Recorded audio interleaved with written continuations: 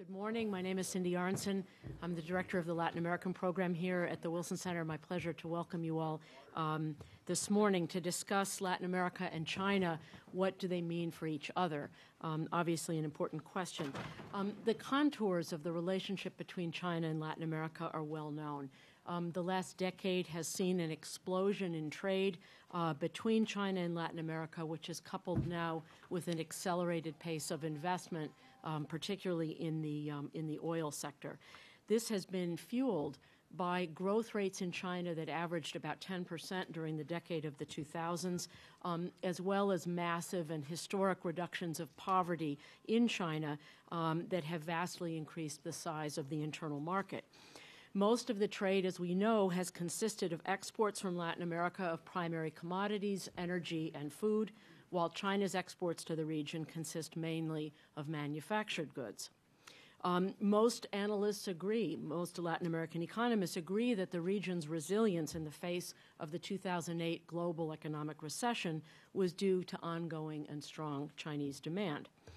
Nonetheless, the imbalances in the trade relationship have given rise to a number of concerns about the exaggerated dependency of Latin American countries on the Chinese market, i.e., what will happen if China's growth rates slow considerably, and with it the demand for Latin American commodities. There are concerns about returns to patterns of development that are reminiscent of the 18th and 19th centuries, something that would only magnifies Latin America's vulnerabilities to external shocks. There are concerns about unfair trade practices, both the dumping of products such as steel and discrimination against exports from the region with a higher value added.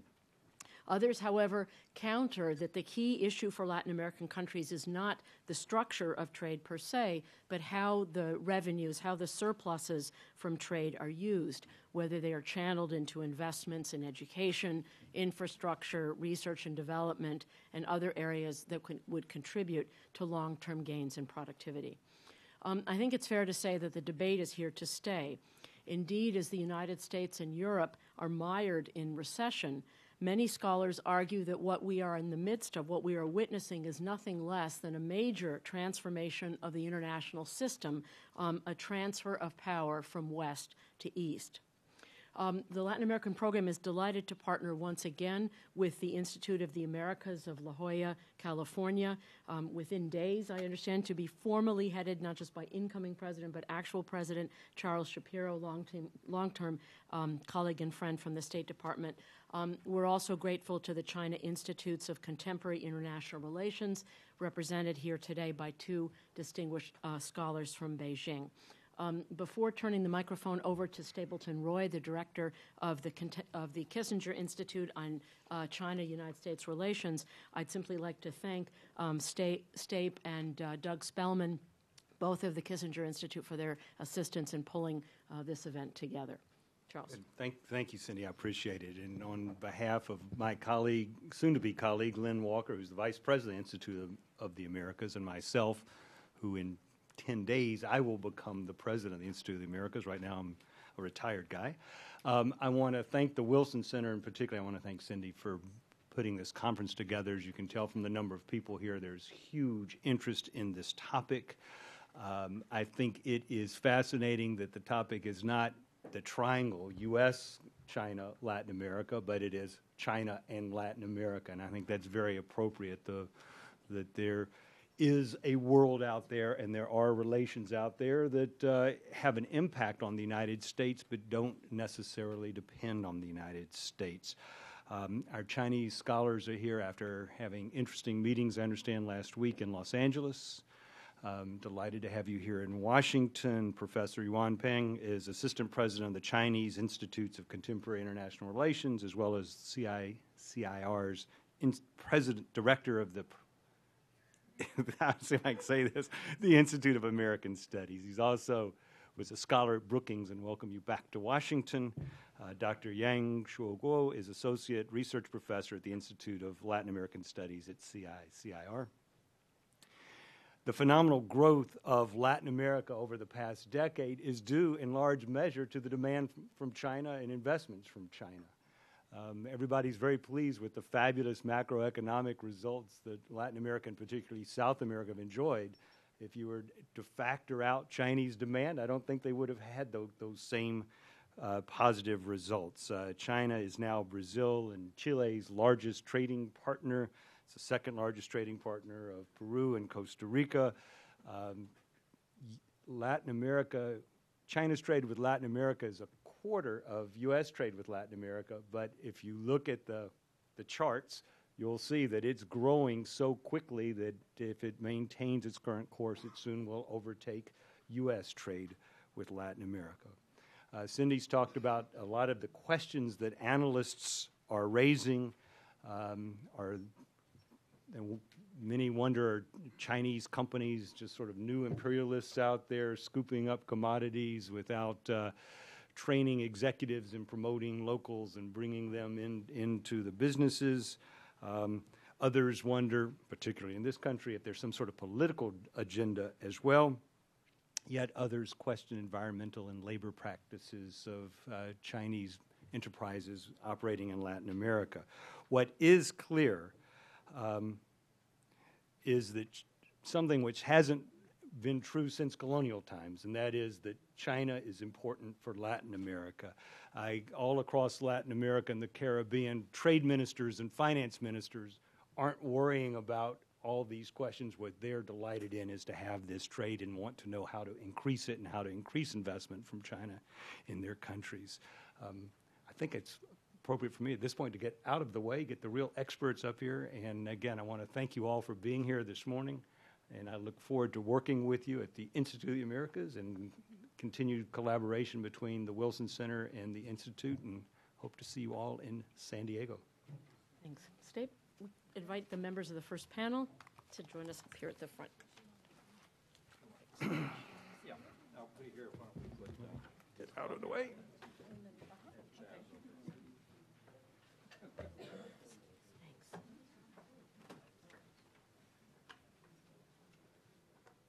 switch. No, either one. Yeah. It's fine.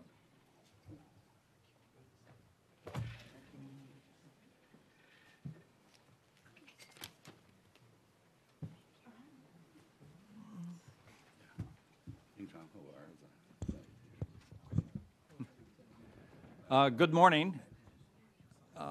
I'm Stapleton Roy. I'm the director of the Kissinger Institute on China and the United States here at the Woodrow Wilson Center. This first panel is designed to set the stage for a more specific discussion in the second panel of China's role in Latin America. It's important to do so because to only look at China's role in Latin America without understanding the growing role that China is playing in every geographic region of the world would not provide the right context, I think, for our discussion today. We have two superb presenters to give you a sense of China's role in the world. When I originally invited Dr. Friedman to make the presentation today, it was because I knew that he had an extraordinary grasp of the world. He's not one of the narrow specialists that the State Department has produced in various regions of the world. He's been the United States ambassador in Saudi Arabia. He has been the principal deputy assistant secretary for Africa. He was the State Department interpreter in Chinese for Secretary Rogers during the visit of President Nixon to China in 1972. He's an Asia hand. He has served in India.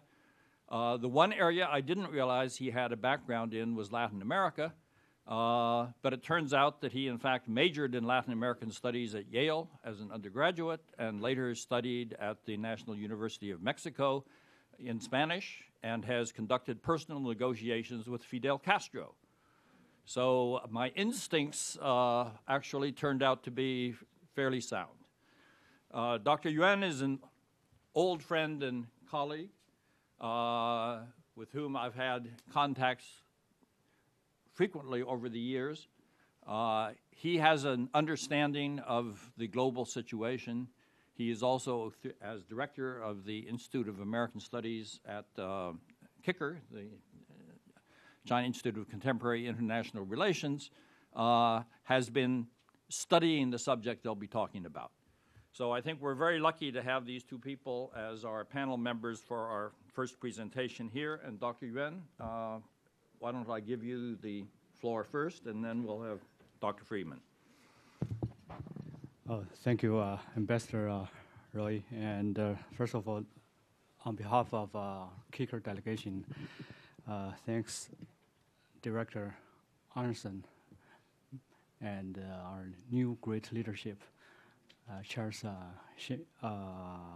Shapiro, to be the invitation for us. And also, I'm very honored to be sit next to Chess Freeman. You know, in China, if you want to know Sino-American relations, or if you were American experts or Sino-American experts, you should know the big name, Chess Freeman, and also Ambassador Roy. And last month, I think I met with another Freeman, Julia Freeman. And the day after tomorrow, I have a brown bag lunch with another Freeman, Carla Freeman. So we're very fortunate to have a Sino-American family here in D.C. So, actually, I am the director of Institute of American Studies of KICR, but the American is not Latin America, but this country, the United States. So I will talk less on Latin America, and my colleague, Mr. Yang, will talk Sino-Latin American relations. For me, my job is to talk some general topics on several, I think, hottest topics today in China.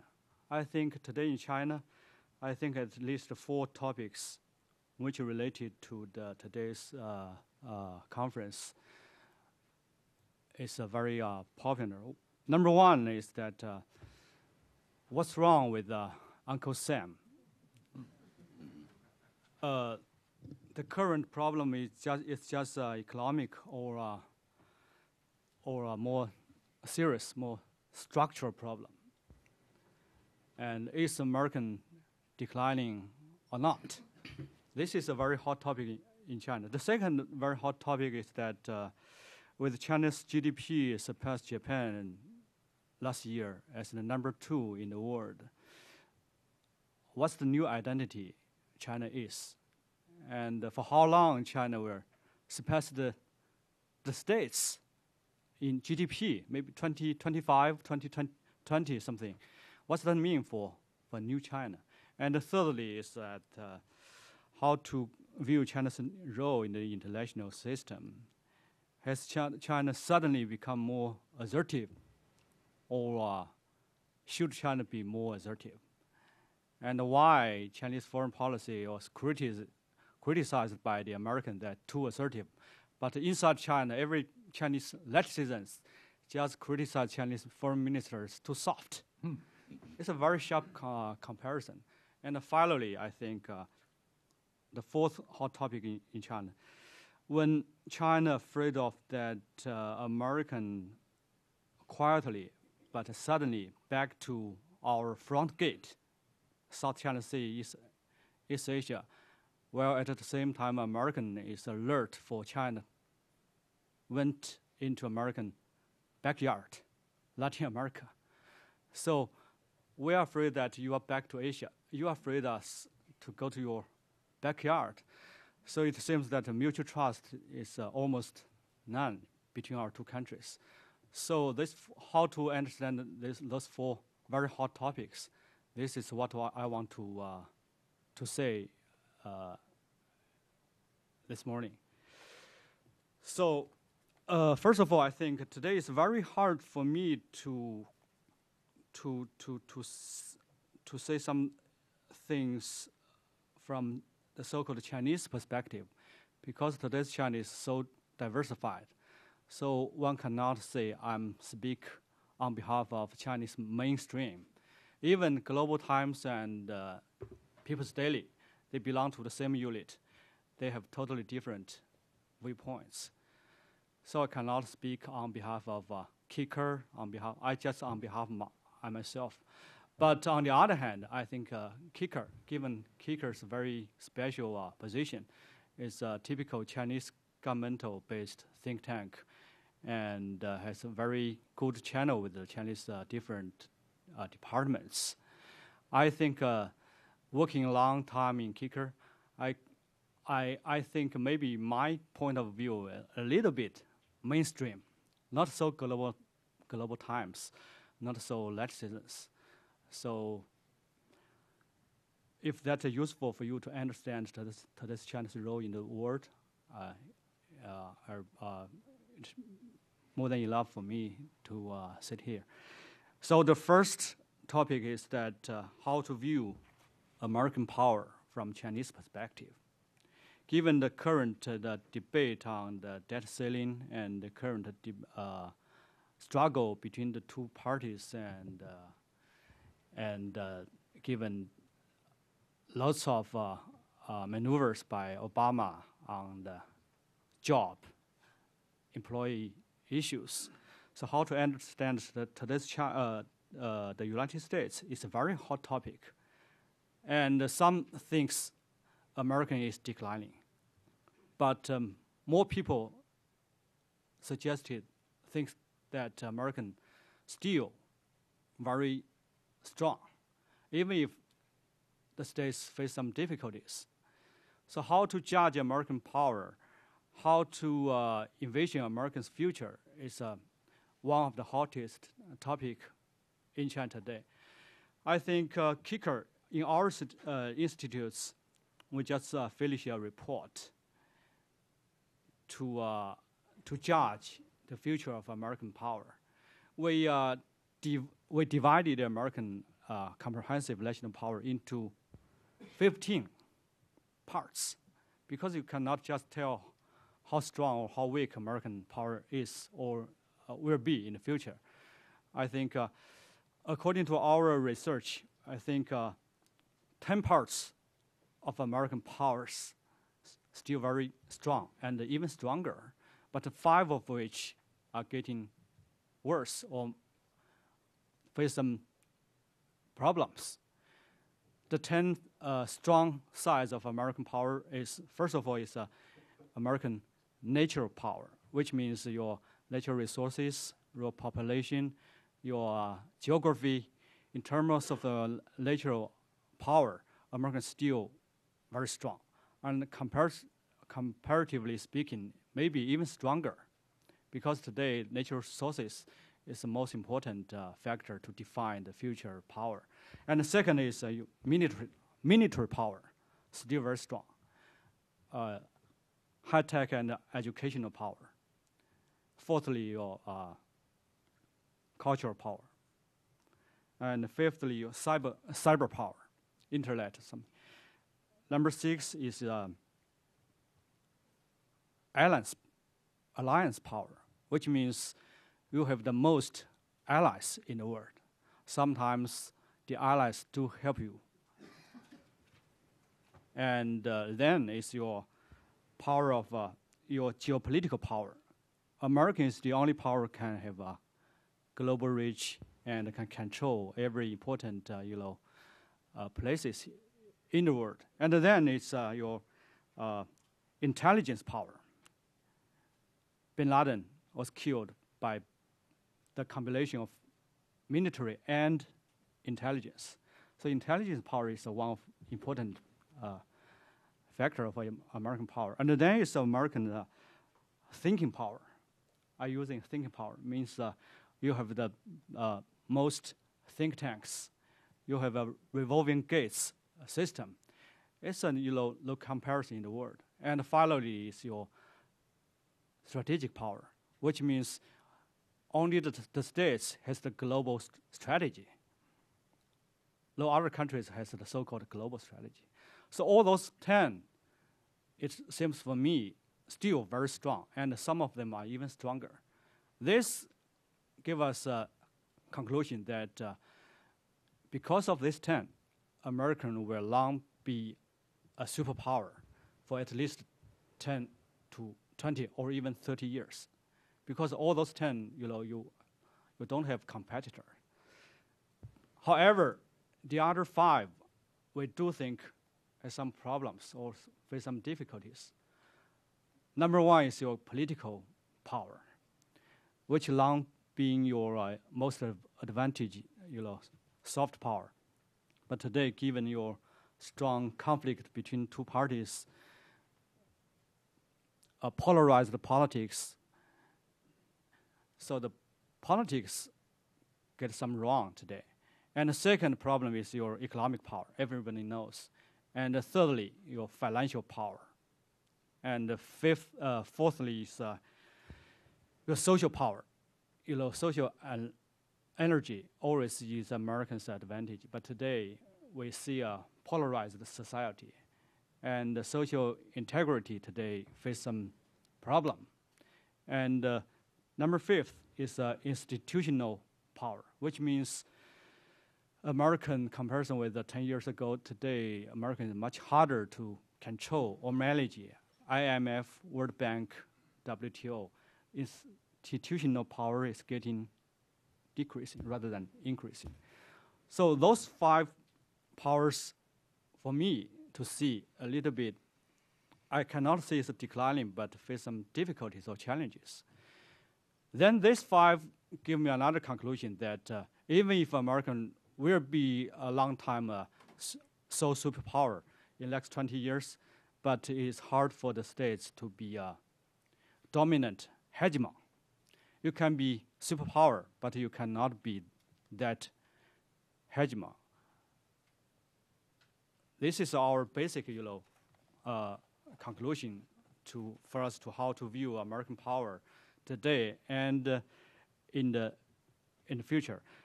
But the American future, we think, really depends first of all on how Obama's Job Acts work in the near term.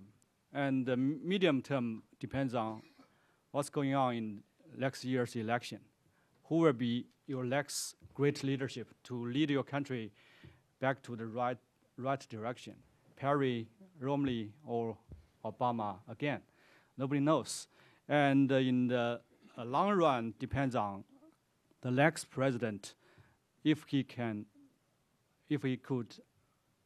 conduct a real structural reform rather than just some superficial reform, like FDR, like Teddy Roosevelt, like Julia Roosevelt. Today, I think America need a, big reform rather than some tactical reform. This is important to decide the future of the states. But good news is that, given your difficulty, we feel a little bit easier, because everybody in China feels that after Bin Laden being killed, China will be the next target to be circled by the states, given you are back to Asia. So we, according to our research, we think Americans still leads us and still leads us to cooperate with the states to get rid of the current difficulty. And a constructive and cooperative relations is in the interests of our both of our two countries. I think this is the first I want to share with you. The second point is that how to view China's new identity, given China now is a number 2 economy. So some Chinese feel very proud. Oh, we are number 2 now. When will be number 1? But most of Chinese just suspicious the number 2 position of China with just GDP number 2, but comprehensive relation power still, relatively speaking, number 10, number 15, number 8, number 5, at least at most maybe number 5, number 4. Nobody boasted that China can be number 2. So then the problem is that who is today's China? Who are we today? And what are we doing? Where are we going? I think the mainstream thinking today in China is that, first of all, China is still a developing country, but with a very fast speed of rising. Even if we are number 2 economic GDP, but the per capita GDP still listed maybe number 104, according to last year's. This year maybe 1908 something, but still far lag behind of the developed countries. And given that, let alone that the inequality of the growth level. But on the other hand, we have a very big potential, given we keep 9% of GDP growth for almost 20 to 30 years. So we are a developing country with a very fast speed of rising potential. This is the first identity. The second identity is that China is still a regional power with global reach and global influence. Somebody in here or in the States argue that today maybe Chinese or China almost in everywhere in the world. So think China is now a global world power. But to be frank, even if we have some investment in Africa, in Latin America, in Libya, but China still Asian Pacific power. First of all, because that our major energy is still in this region.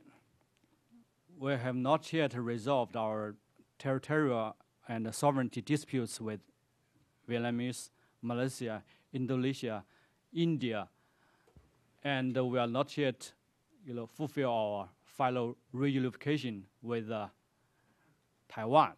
So our security concern still in this region, surrounding areas, and our economic ties. Most of them are with 10+1, 10+3, with Shanghai Cooperative Organization.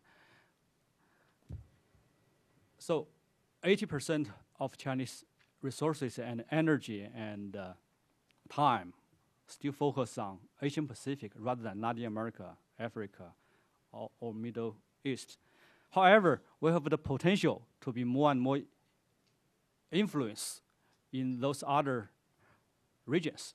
But we are very cautiously think that China is still a regional rather than global power. And third identity, I think, is that China is a socialist country, but with Chinese characteristics.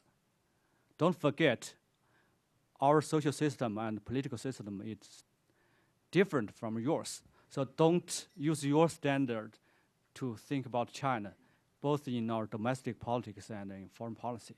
However, our socialist and our communist parties are totally different from former Soviet Union and from today's Vietnamese and Cuba, because we have our president has 2 terms, each term 5 years. At most, he can be the president for 10 years. Not like Mubarak in Egypt, or Gaddafi or King, or everybody else in the world for Communist Party countries. So this is totally different. And the second difference is that China is the socialist country, but embrace the market economy.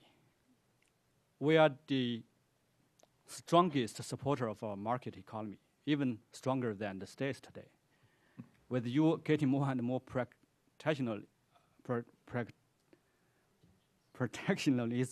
we are more and more, market economic-driven society. So those 3 identities, I think, can explain what China is. So if you single word to describe today's China, I think is China is a 3-in-1, all those 3-in-1 identity. Then given the 3-in-1 identity, then China is more complicated than you imagined. So what's China going to do in the near future? I think we have a 3-term strategy. The long term is that, according to Deng Xiaoping's design, our long-term strategy is that to achieve the medium level, our per capita GDP income should be reached to the medium level developed countries in 2049. Why that year? That year means 100th anniversary of PRC. So in Deng Xiaoping's mind, after 100 years of PRC being established, China should be reached to mid-level developed countries per capita income. This is not that ambitious, but for 1.3 billion population, per capita GDP reach mid-level, it's very, very ambitious. This is our grand strategy. It's a long-term strategy. Our medium-term strategy is in 2020. In 2020, we hope to achieve initial prosperity, or the so-called well-off society, in an all-round way. We have already achieved initial prosperity today, but it's not in an all-round way. So we think we should spend 10 more years to achieve a well-off society or initial prosperity in an all-round way. It's also a very ambitious goal. Our near-term strategy is a recent issued the so-called 12th five-year plan, which guideline the Chinese strategy from today to 2015. In the next 5 years, this is our near-term strategy. That is the single sentence to describe the 12th five-year plan is to accelerate the transformation of the model of Chinese economic growth, because the current economic growth model cannot sustain. Even if it lasted for more than 30 years, but cannot sustain forever. So it's time for Chinese leadership to think that we should transform the whole model of the economic growth. It's very hard because we live in this model for more than 30 years. You want to use 5 years to change the whole model from export-driven to both export and investment and consumption to the mixed economy. It's very hard. From the environmental destruction to a environmental friendly society, it's very hard. So given all those long, medium, and near-term strategy, I think all those conditions decided that, first of all, peaceful development is the only choice for China in the next 5 to 10 to 20 to 30 years. Because in the globalization, in the interdependence world, we have no way but live peacefully with the other powers or labors. And the second, given our priorities still initial prosperity, transform our way of economic growth, and mid-level developed countries per capita GDP. So China has no intention to challenge American, both in the world and in the Asian Pacific region. We don't challenge Americans' dominant or leadership role, both in the world and in Asian Pacific region. But we welcome American play a constructive role. And secondly, I think we have no energy or resources to expand. We just export computer, but we don't export ideology. And thirdly, I think we don't have enough capability to afford too much responsibility as Westerners or Americans imagine. Lots of Americans hope us to be a real stakeholder yes, we want to do that, but given our focus, I'm afraid that we have some gap between your expectation and our own capability.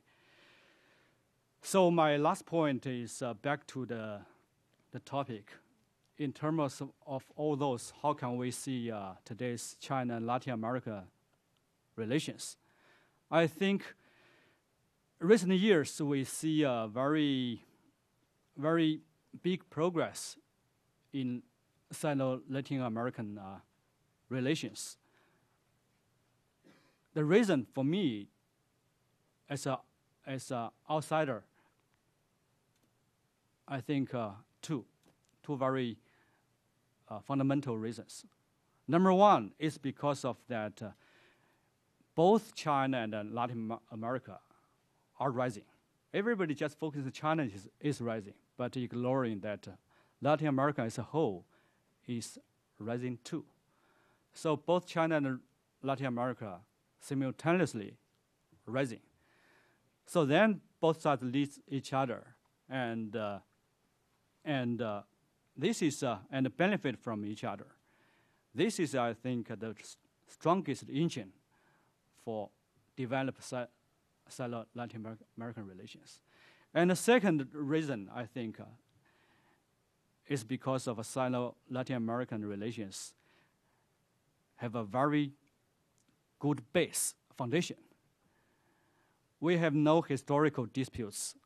We have historical disputes, like say, with Russia, with Japan, with Europe, with the States, given Korean War, Vietnamese War. But we don't have historical disputes with Latin America. Second, we have no geopolitical conflict with Latin America, thanks to the gap of Pacific Ocean it's wide enough. But we do have a geopolitical conflict with ASEAN countries, even if we have a very good economic relations. But just because of that, we are neighbor. So, and thirdly, we don't have political and ideological contradiction. We do have with the United States and Europe, but we don't have this sort of outdated contradictions. So given those three notes, we have no reason to not develop the relations that fast. Then my conclusion is that our relations has no real intention to challenge Americans' role in this region. Even if our investment last year reached to maybe more than $15 billion in a single year. But overall, Americans' investment in Latin America is more than $650 billion. Our total is just maybe 20 billion. So don't view Latin American years through one single year, statistics, rather than we should have a very broad picture. And our relations with Latin America, basically, I think, is economic driven rather than strategic driven. Maybe 10 or 20 years later, but so far, I don't see any strategic, intention there. And our relations with Latin America still, I think, has some Taiwan related, because there are 11 to 12 countries has formal relations with Taiwan. So Taiwan-related issues still is another, reason for us. So all those reasons cannot explain that Chinese developed relations with Latin America is against American interest. So my conclusion is that we do hope in the near future, maybe U.S., Latin America, China, these trilateral relations can develop simultaneously. And just like we have Asian Pacific consultation with the American counterpart to talk about how to peacefully coexistence in Asian Pacific. In the future, we do hope make use of a Sino-American strategic dialogue on Latin America to live peacefully with the states in Latin America. Thank you.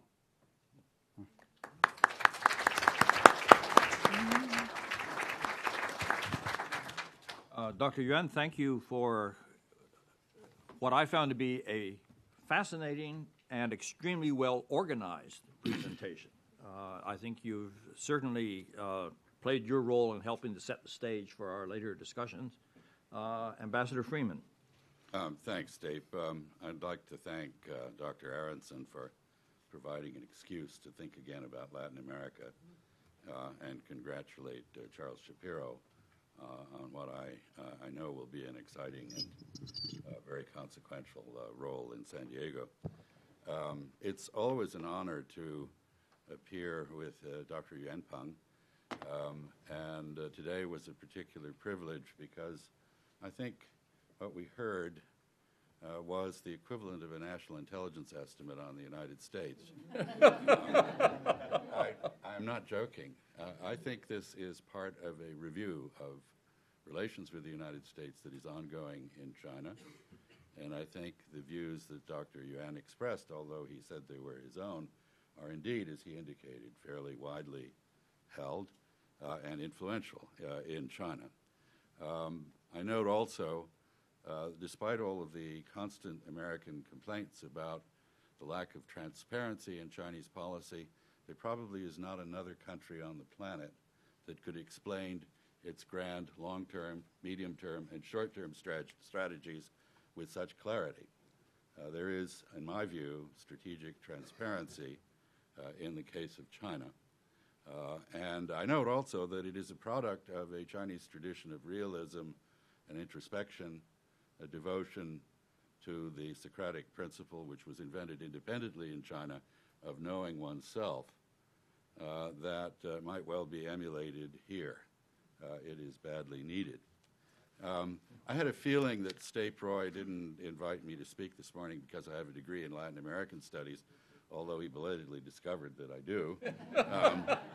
And I suspected he wanted me to talk about the evolving global order and the place of China, Latin America, and the United States within it. And I accept this challenge, and you'll find that many of my views are quite parallel to those of Dr. Yuan's. But as I try to meet the challenge, I'm afraid it will become evident that I don't share either the complacent or alarmist assumptions of most in Washington. To be specific, I don't think eternal deference to U.S. leadership of world affairs is in the cards, nor do I believe that China is destined to displace the United States as a global hegemon. I'm going to try to cover this briefly. I will therefore be superficial. That's never bothered me in the least. Years ago, a wise man from the East told me that if something's worth doing, it's worth doing superficially. And, he was, of course, from the East Coast of the United States. It's true, of course, that profound shifts in relative economic, financial, political, and to some extent even military power are in progress both globally and regionally. These shifts are creating new balances of influence. They're altering the international geometry within which nations great and small must conduct their foreign relations. But the new geometry is inconsistent with global dominance by any single power or alliance structure. It also demands major adjustments in nations' worldviews and strategies, not just in relation to each other, but in relation to third parties and regions, as well as to issues of global governance. In this new context, I do not believe that inherited approaches are likely to work at all well for my own country, for China, or for the newly assertive powers of regions like Latin America. Substantial, ongoing adjustments to current policies will be forced on all of us. In some cases, entirely new policies may be more appropriate and efficacious. The last time the international environment saw massive shifts in wealth and power comparable with those underway today was 60 to 70 years ago during World War II and its aftermath. The world then rose to the challenge of the geopolitical and institutional innovation needed to sustain global peace and development. Major new systems of international governance and rules of behavior were created. These were exemplified but not limited to the UN Charter, the General Agreement on Tariffs and Trade, GATT, now the World Trade Organization, the Bretton Woods Accords, multinational, regional, multilateral regional alliances, and the institutions that implemented all of these. The United States led all these developments, which formed the world of the past half-century. The United States also formulated the global grand strategy known as containment, which walled off the Soviet Union until it eventually collapsed of its own infirmities.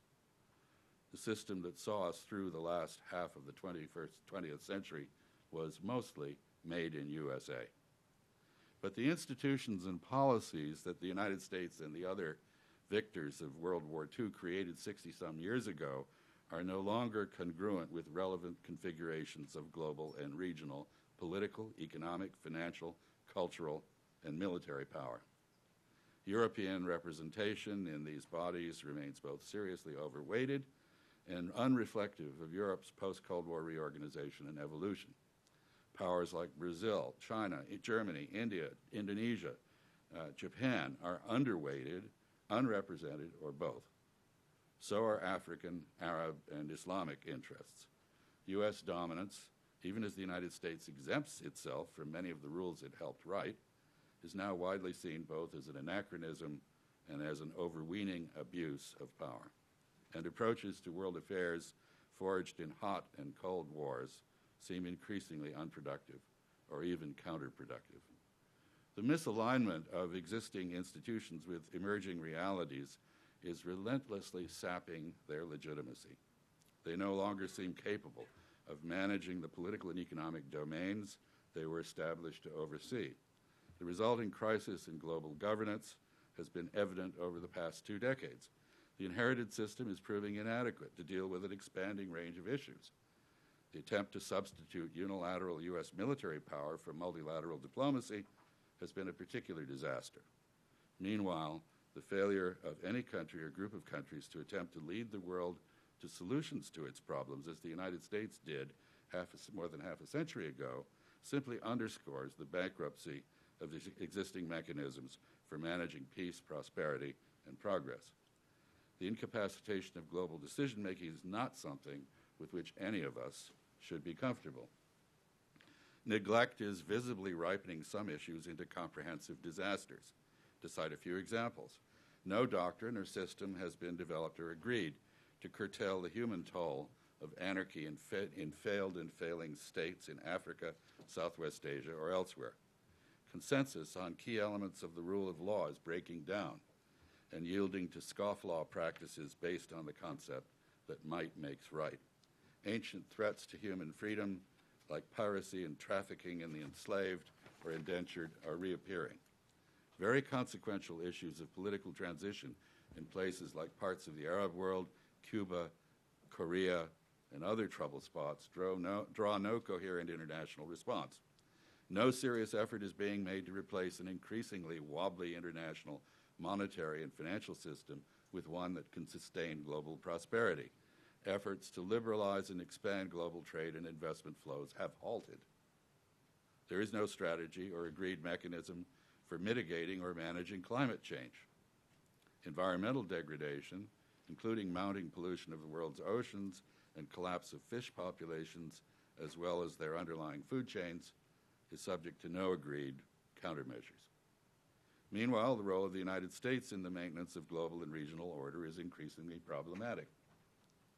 The U.S. commitment to a rule-bound international system administered by multilateral organizations has faltered.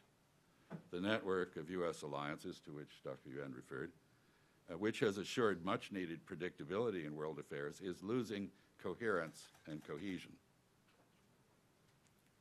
International deference to U.S. management of international organizations and regional political orders is receding. U.S. economic advice is more often derided than followed abroad. Ask Tim Geithner.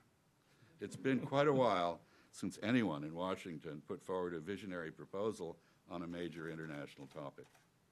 But no other country, certainly not China, nor any other emerging great power, shows any sign of even trying to step into a global leadership or order-setting role. It's telling that no international actor has outlined any principles, articulated any vision, or formulated any strategy for the reform of international institutions and practices, fiscal and monetary adjustments, or the maintenance of a peaceful international environment. So far, the United States, to which the world once looked for political leadership and policy innovation, has cast itself as the almost exclusively military defender of vested interests in a crumbling status quo. It has not sought to craft a new strategic order or a more effective international system. Out of necessity, in these circumstances, rising powers are filling the political vacuum left by declining deference to both global institutions and U.S. hegemony. In doing so, they are recrafting regional orders to suit their interests rather than those of the United States, the European Union, China, the World Bank, the World Trade Organization, or other external actors. This trend is readily apparent in Latin America, where for the first time since the emergence of the United States as a hemispheric superpower, other nations are openly taking leave of U.S. tutelage and charting assertively independent courses. They're doing this without geopolitical stimulus from extra-hemispheric powers, the acceptance of alien ideologies, or the accommodation of foreign bases on their soil. The international geometry is now much more complex than it was in the last century, and whatever he may be, Hugo Chavez Frias is neither Maximiliano I nor Getulio Vargas nor Fidel Castro. In default of global action to address their interests, regional actors are also reaching beyond their immediate environs to buttress each other's efforts to manage affairs of concern in each other's regions. A recent case involving Latin America was Brazil's backing for Turkey's diplomatic intervention in the Iranian nuclear issue. In the Western Hemisphere, the American system, in quotes, symbolized by the Monroe Doctrine, the Rio Treaty, and the Organization of American States, is breaking down. No one can yet say what will replace it, but many expect that whatever succeeds this system will be largely made in Brazil and elsewhere in Latin America rather than here in Washington. The emerging order seems destined to recognize the fact that South America is a distinct geopolitical region less connected to North America by history, strategic interaction, or lines of communication than Europe is to Africa or Asia. Inevitably, some of the new hemispheric system will be determined in partnership with China, Europe, India, and other places in the old world rather than solely with the United States. Meanwhile, the final collapse of the World Trade Organization's sputtering Doha round has accelerated a trend toward the liberalization of trade and investment through regional and bilateral rather than global trade agreements. This trend is reflected in the development of Mercosur and the establishment of UNASUR in South America. Latin Americans are building more robust commercial relationships with China, Europe, India, and the Islamic world. China's rise in bilateral trade with Latin America is the greatest of any region in the world, an astonishing 18-fold increase over the past decade, thanks mostly, as was noted, to exports of raw materials from the region.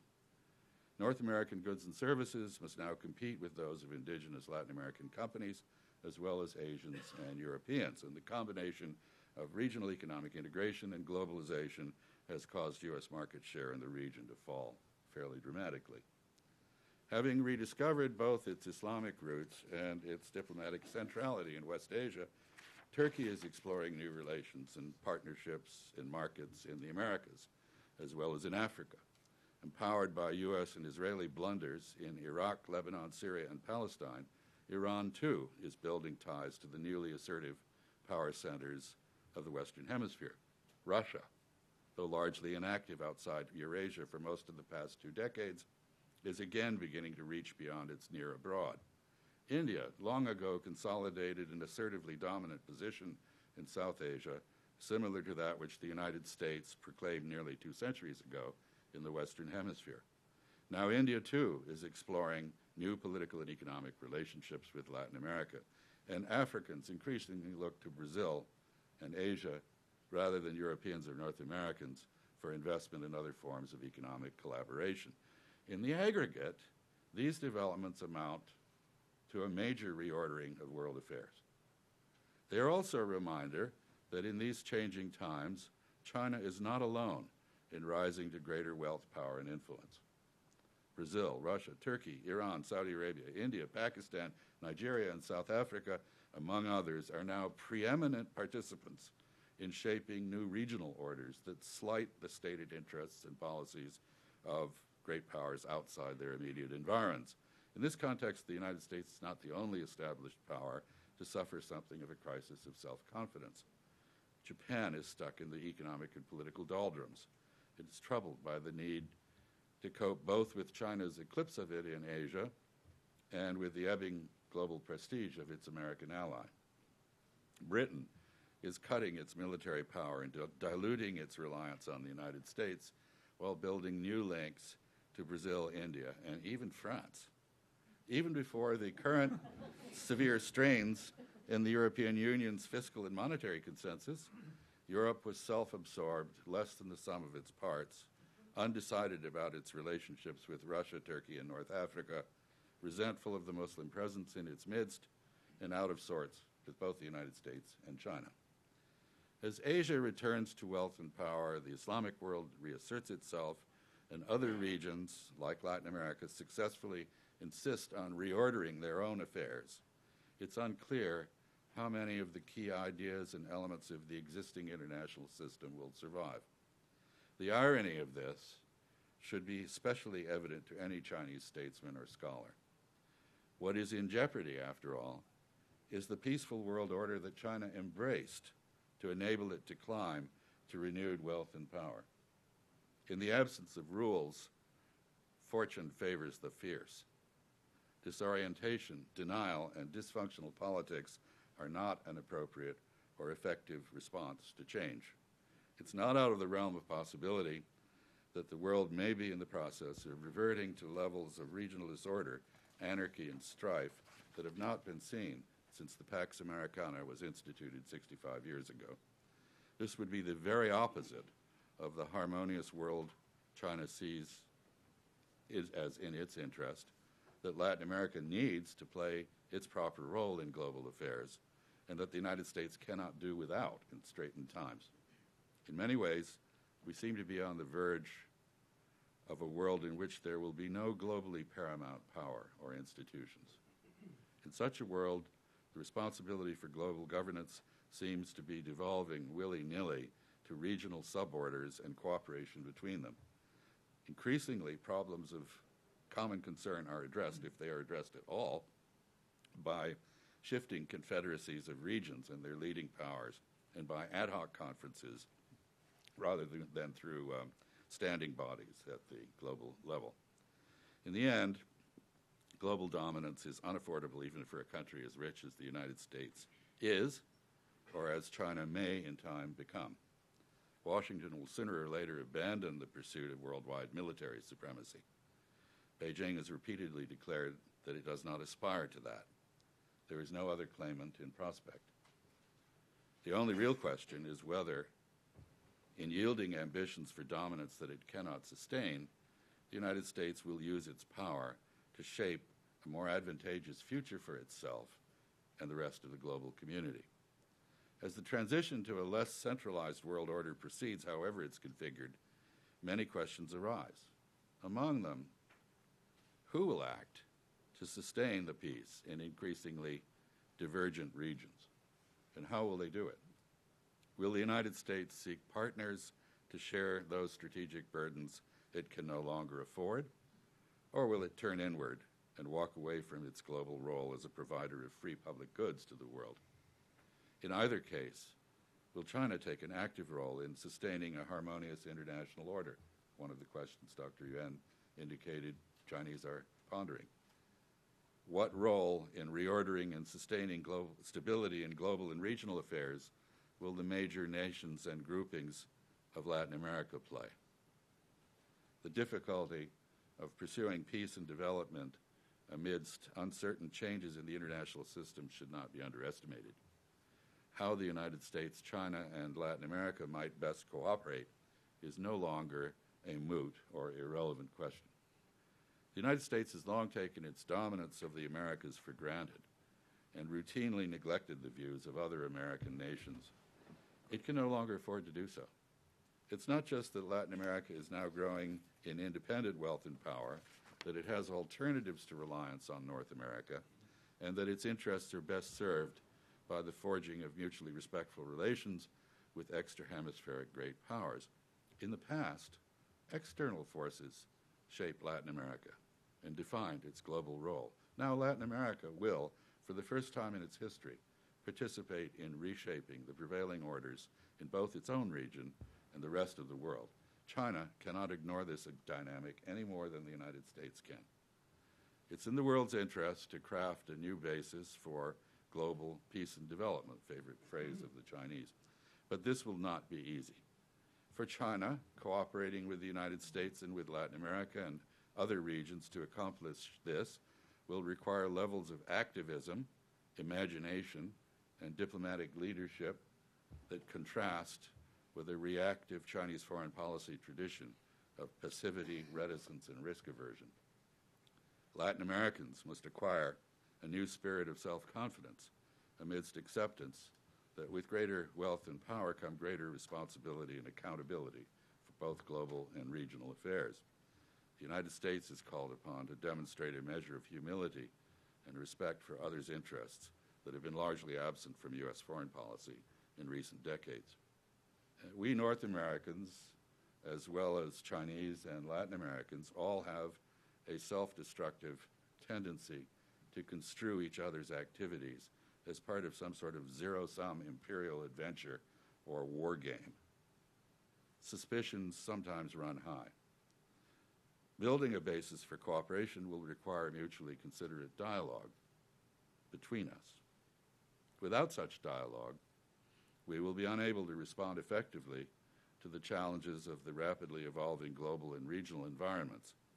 We owe it to ourselves to try harder to discover our common interests and to work together to protect and advance our prosperity, domestic tranquility, and our differing values as societies. If today's discussion marks a step towards such a dialogue, I think it will have been very worthwhile. Thank you.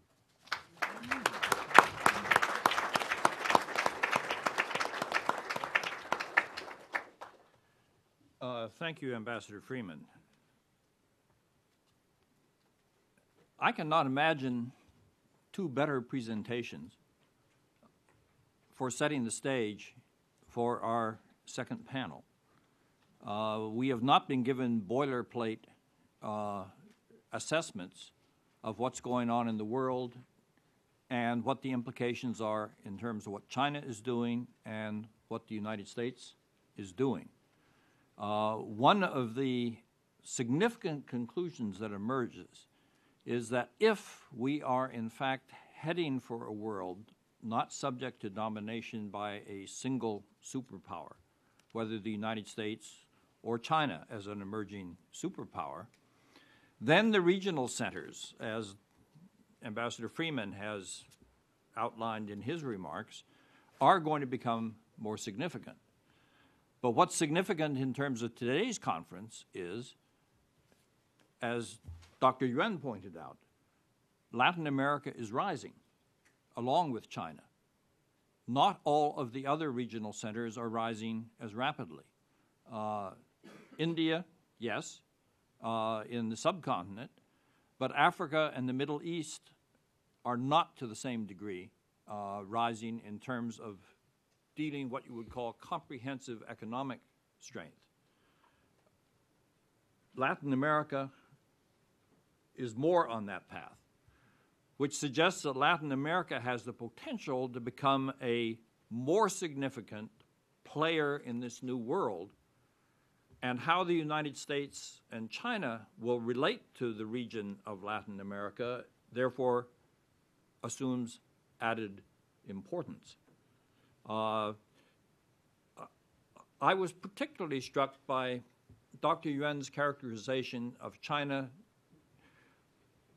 trying to do through its 12th five-year plan what we call rebalancing its development strategy. In a sense, there's a reason for that. The person who knows China's economy best is perhaps Premier Wen Jiabao.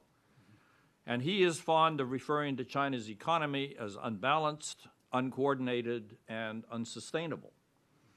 So what Dr. Yuan is talking about is a recognition by China that the old pattern that has worked so well over the last 30 years for China's sustained rapid growth may not be appropriate to the new conditions that are emerging in the world, and therefore China, within a relatively short time frame, has to try to rebalance its economy so that consumption and investment play a greater role than export sector in looking to the future. Now, if we take Dr. Yuan's characterization of the challenges for the United States, which is Obama's job program in the very short term, the outcome of the elections, and then what occurs beyond that, what is questionable in terms of our own approach to this is, do we have anything comparable in terms of a comprehensive national strategy for trying to deal with the 5 problem areas that Dr. Yuan outlined, as compared to China's laying out of a longer term, a medium term, and a shorter term strategy for addressing its structural problems? I think this is highly relevant to the question of how we should be viewing China's growing role in Latin America, because it will be a very significant aspect of this. So I think we have been treated to 2 very stimulating and very comprehensive presentations addressing the core issues that we are looking at in the conference today. We have 2 minutes, or perhaps only 1 minute, for questions from you all. Perhaps we could take one question. Does anybody want to take 3? I don't want to eat into the second panel, but let's see. Well, so far we can't get even one question. So, okay. Both Dr. Freeman and Spider-Man suggest that with great power comes great responsibility. Yet Dr. Yuan says China can't afford responsibility. How do you see that playing out? Certainly the United States is going to ask China to assume greater responsibility in places like Iran, Korea, and elsewhere. For him or for me? For you. I'm not going to get off that easy. Thank you for your question. I don't think I don't say that China just cannot afford the responsibility that we should shoulder. What I mean is that maybe the responsibility we will shoulder, maybe there's a gap between our capability and American expectation. Actually, we have already shared lots of responsibility in the past several years. For example, the North Korean nuclear issue. China is the host for several rounds of 6-party talks. Even if the 6-party talks cannot hold back the ambitions of North Korea being a nuclear, but one cannot deny that China has already done our best to maneuver. And also, like Sudan. Originally, nobody in China knows where's Sudan. Nobody knows Darfur. They suggested maybe Darfur is the name of some people rather than a place or city. But sooner or later, Toothpaste, actually. but we get involved and play very constructive role. And in this financial crisis, during this hardest period of the financial crisis, even if lots of Chinese people criticize Chinese Bank of China to keep buying your American national bonds, given your lots of uncertainty in the future, but the Chinese government still buy lots of bonds. And we also help Greece, France, Europe to do something that we can to help them to overcome the current situation. Because we have a very simple reason for doing that. Today is a globalization era. Everybody are in the same boat. A worse European economy will hurt the world economy, and in turn, Chinese economy will be hurt. So that's why. But my meaning is that even if we have already done lots of responsibilities, but given we have lots of work to do in the next 5 years, 10 years, 20 years, given we're still a rising developing country, so not as you expected. That's my opinion. Thank you. Let me start at the back there. Ma'am? Yes, you. Thank you. Thank you very much for those very provocative remarks. Both of you made reference... Could you identify yourself, please? Yes, Daniela Rake from Conservation International. Thank you. Both of you made remarks, made reference to the importance of natural resources in shaping, I think, both political and economic relations, not only at the global scale, but also between China and Latin America specifically. So I was wondering if you could shed light on how you see increasing demand for natural resources and potentially scarcity of certain natural resources as shaping those political and economic relations moving forward. Either one of you. Could you please? The world is long past mercantilism or colonialism, which were based on the theory that in order to be assured of adequate supplies of resources, you had to control the points at which they were produced. Everybody's learned that markets can regulate things. Some people have learned that you can shape markets in such a way that they produce a desired result. For example, if you look at Japanese energy policy, you will find that Japan is vastly more efficient as a consumer of energy than both the United States, or still vastly more efficient than China, which is a rather inefficient user of energy. And the way they've done this is simply to raise energy prices, make them very expensive in Japan, with the result that they produce cars that are highly efficient. Their factories are very economical in their use of energy, and conservation, your interest, prevails. Conversely, if you do absolutely nothing, and if you pander to the short-term interests of consumers, and if you accept things as they are, in other words, for example, in the United States, you accept that the architecture of American cities is designed to benefit automobiles rather than people, or that you have entire urban agglomerations which would collapse, much as the Plains Indians collapsed when the buffalo went away. If the car went away, they would not be viable. Then you should not be surprised if your demand for resources constantly outstrips the ability of others the ability of producers. I think we confront a world in which prosperity in places like China and India, which we should applaud, is putting major stress on supplies of resources. Prices are going to have to go up. We cannot afford in this country, probably in the long run, to be as irresponsible about things like energy consumption as we have been. And we can either manage change, which is going to come one way or another, or we can allow it to be done to us. So I think one of the issues, there are plenty of issues ahead of us. I think many of us hoped that in the 2008 election, we were on the verge of seeing the major redirection of American policy that Dr. Yuan suggested we might see in 2012. or should see in 2012. We haven't seen that.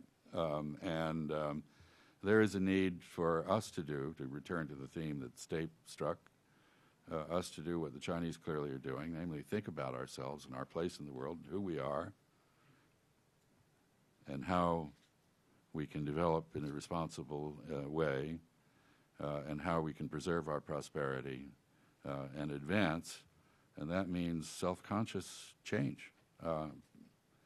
Now, this is Washington, and you can look not very far away from here in the direction of one end of Pennsylvania Avenue and the other end, and I don't think you will see any evidence of strategic thinking of this kind in either place.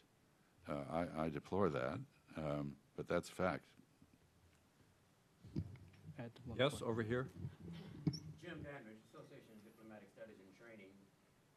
Thank you very much for a very concise explanation of China's interest as far as dealing with Latin America.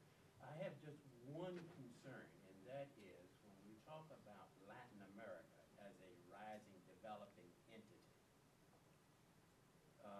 are we talking about Latin America outside of Brazil, Chile, Colombia, Mexico, countries that have relatively stable economies? What are we talking about as far as the rest, which is a larger percentage of Latin America, is concerned as far as China's strategic trade interests? Yeah, when we talk about Latin America, first of all, we tend to view Latin America as a whole, and secondly, we also make some division on different categories. For example, Brazil, given its importance, given its size and stable rising, so we tend to view Sino-Brazilian relations the most important, one of the most important in our overall Sino-Latin American relations. So Brazil is one of BRICS, and Brazil will host Olympic Games, World Cup. It seems it's Brazilians' turn to be rising after China's 10 years. Next 10 years belong to Brazil. So put Brazil in this category. And then I think several other countries like Argentina, Mexico, which is also both big size and important, I think will also pay much attention on those countries. And another category is those countries that has some special relations with China, historically, like Cuba, like Venezuela, which is lost that good relations with the states. But given in the history, before we normalized our relations with the states, we have a very good relations with these countries. We cannot, just because of we want to develop our relations with the states, just ignore or get rid of the old friends. So we still have very friendly relations with those special states. But how to make the special relations to normal one is the future task. Another region that we pay more attention is that those I mentioned earlier, that Taiwan-related countries, because of Taiwan issue is our core interest, and the reunification of Taiwan is our great and grand strategy. So there are 12 countries in this region still has formal relations with Taiwan and no relations with us. So how to resolve this kind of both diplomatic and domestic issues in this special triangular relations still is one of our tasks. So we don't view Latin America just from an economic angle, but from very broad angle. Not just view Latin America as a whole, but different categories. And one last sentence I want to respond to the natural resource. I think it's true that China is rising with It's the first country that is rising with a 1.3 billion population. Though like Great Britain rised with only 10 million population. American with a rise with only 100 million. So 1.3 billion countries rising. It's very natural for us to think about that natural resources very important for China is quite understandable. But we don't want to make a European dream, which through immigration to New England, to Australia, is totally impossible. Millions of the population immigrated from Europe to the other to resolve the population issue. We won't make an American dream that one family has 3 cars, houses. So, and we also won't want to make a Soviet dream that expansionism. So how to resolve the resources demands? I think one is rely on ourselves. Coal, we are the richest coal country, but we need American technology to make our coal more cleaner. And secondly, we develop new energy. Now China is the biggest engine of new energy. And thirdly, is diversify our channel from different regions and different countries. And finally, education of the Chinese people that don't make those illusion dreams to go Chinese own way. Okay, thank you. Thank you. I think we've run out of time. Please join me in thanking our presenters for a very stimulating.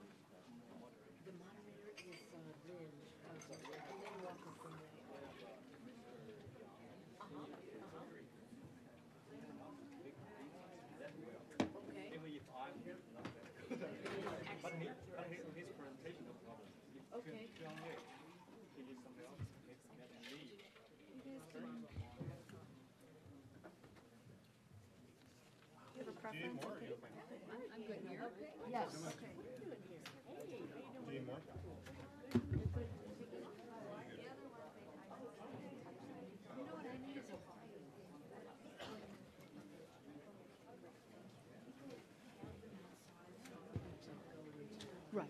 I'll just be real brief so as not to take much of our panel's time.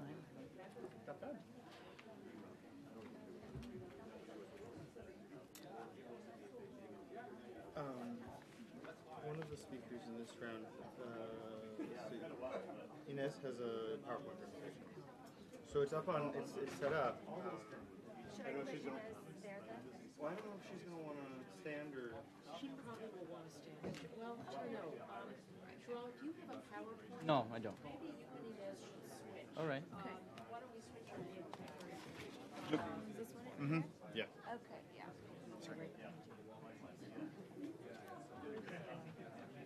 Inez, we're gonna, do you want to stand? This platform or whatever's easiest. Here's the PowerPoint is set up.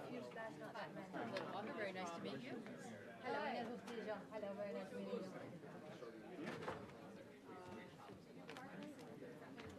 Yeah, so what do I need to do? Just to open it, just double click.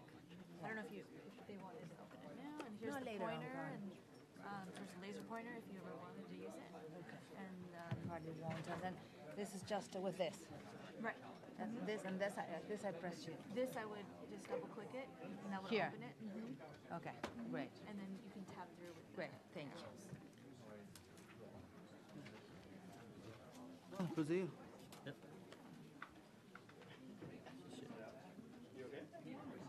habla chino?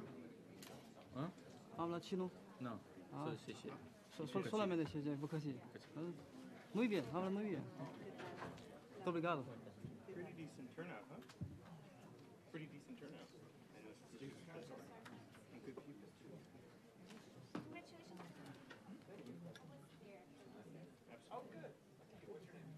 I got mine. That's the lesson, the takeaway. Thank you so much for Well, I'll send you a copy of the RCP list. Just, I mean, I'm sure you recognize many of the faces, but it's You work interesting. in University de Sao Paulo? Yes. It's been a while, so good to see you again. Huh? You visited University of Sao Paulo. Thank you. Muchas gracias. And we visited the Department for International Studies. Do you know who you visit there? I don't remember the Maria sí. She's a professor of mine. I had classes with her many years ago.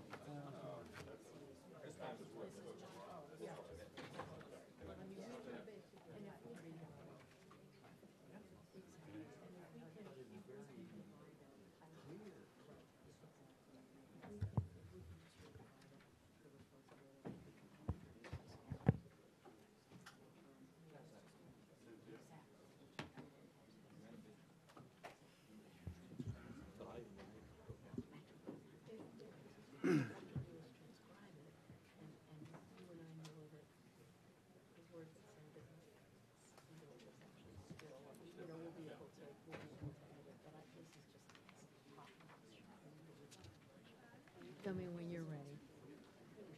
Okay. Okay.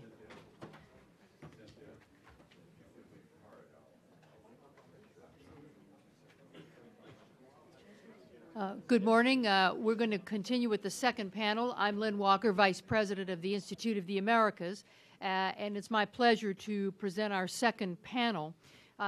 During the first panel, we heard Dr. Yuan outline China's view of Latin America and the countries in the region and the importance of the countries to China. And we heard him say that Brazil is the most important country in the Sino-Latin America relationship. The next 10 years belong to Brazil. One of our panelists today is João Castro Neves, who's currently the political editor of the Brazilian Economy. He also works as an independent political consultant and researcher here in Washington. We also have with us today, it's our pleasure to have Inés Bustillo, who is the director of the Washington office of the United Nations Economic Commission for Latin America and the Caribbean, ECLAC. So we're thrilled to have you as well, Inés. And we have joining us from Kicker in Beijing, Dr. Shogu Zhang. He was the deputy director of the Institute of Latin American Studies at Kicker. I've had the pleasure to know our colleague from Beijing since December 2008 when I first visited Kicker. We're very pleased to have him with us as well today. So I'm going to turn the panel over. I'd like to start, if we could, with João. Okay. Thank you. Thank you for the invitation to speak here at the Wilson Center. Once again, it's always a pleasure, an honor to speak here. Well, as it was mentioned in the previous panel, the importance of of China and Latin Americans' relations in general. Brazil is an important element of this relation because, as it was mentioned, the numbers are impressive. Mainly 2010, last year, show a very significant change between Brazil's relations with the world and with China specifically. My focus here on this presentation will be in 5 specific topics. The first one is that China became, in 2010, Brazil's main trading partner, surpassing 2 traditional partners, the United States and Argentina. The second issue is the fact that Brazil and China are also competing in third markets, mainly from the Brazilian perspective. Brazil is an exporter of manufactured goods to countries to other countries in Latin America and to the United States, and this rise of China's economy has shown some challenges also to Brazilian companies that operate abroad that export manufactured goods. The third issue is the growth of Chinese investment in Brazil. Also, China has become a very important investor in Brazil in the recent years, and that also has shifted the relations between the two countries the past 2 or 3 years. The fourth topic is the domestic pressure in Brazil because of all these trends that I've mentioned. Domestic pressure inside Brazil to resist China. There's a growing anti-China political movement in Brazil, an anti-China stance that I'm going to compare with the previous more optimistic China view that was in place during the beginning of President Lula's administration in 2003 and 2004. And finally, the fifth topic is the strategic dimension of Brazil-China relations from a Brazilian point of view. So the first one, as I mentioned in the beginning, China, if you look at the charts, China's trade relations with Brazil have grown considerably since the year 2000, as China became last year. At the end of 2009, actually, China became Brazil's main trading partner. But what is important is that how unbalanced this trade is to Brazil. 90%, over 80% of Brazil's exports to China consist of three basic goods: oil, soy, and iron ore. Over 80%, and over 90% of what Brazil imports from China is manufactured goods. So that has been noticed by Brazilian as the industrial sector in Brazil and by the government as a sign of risk of possible deindustrialization of the country. Although there are mixed feelings towards China in the past 5 or 6 years in Brazil, because of course Brazil has benefited quite greatly from China's imports of Brazilian basic goods. Brazil has enjoyed a trade surplus with China. In the past 10 years, Brazil has enjoyed surpluses for about 8 years, except 2 years Brazil has had a trade deficit with China. But from 2000 to 2008, for example, Brazil has had trade surpluses with China, and last year, again, this year actually, we're set to have a more balanced trade relationship in quantitative terms. But the fear of deindustrialization, according to a Brazilian agency, the IBGE, Statistics Agency of Brazil, in 2009, the industrial sector shares of Brazil's GDP fell to 15.5%, which is the lowest number ever since this began to be recorded in the 1940s. So that's one of the elements that is also generating concern in Brazil of this China-Brazil relations, the bilateral trade.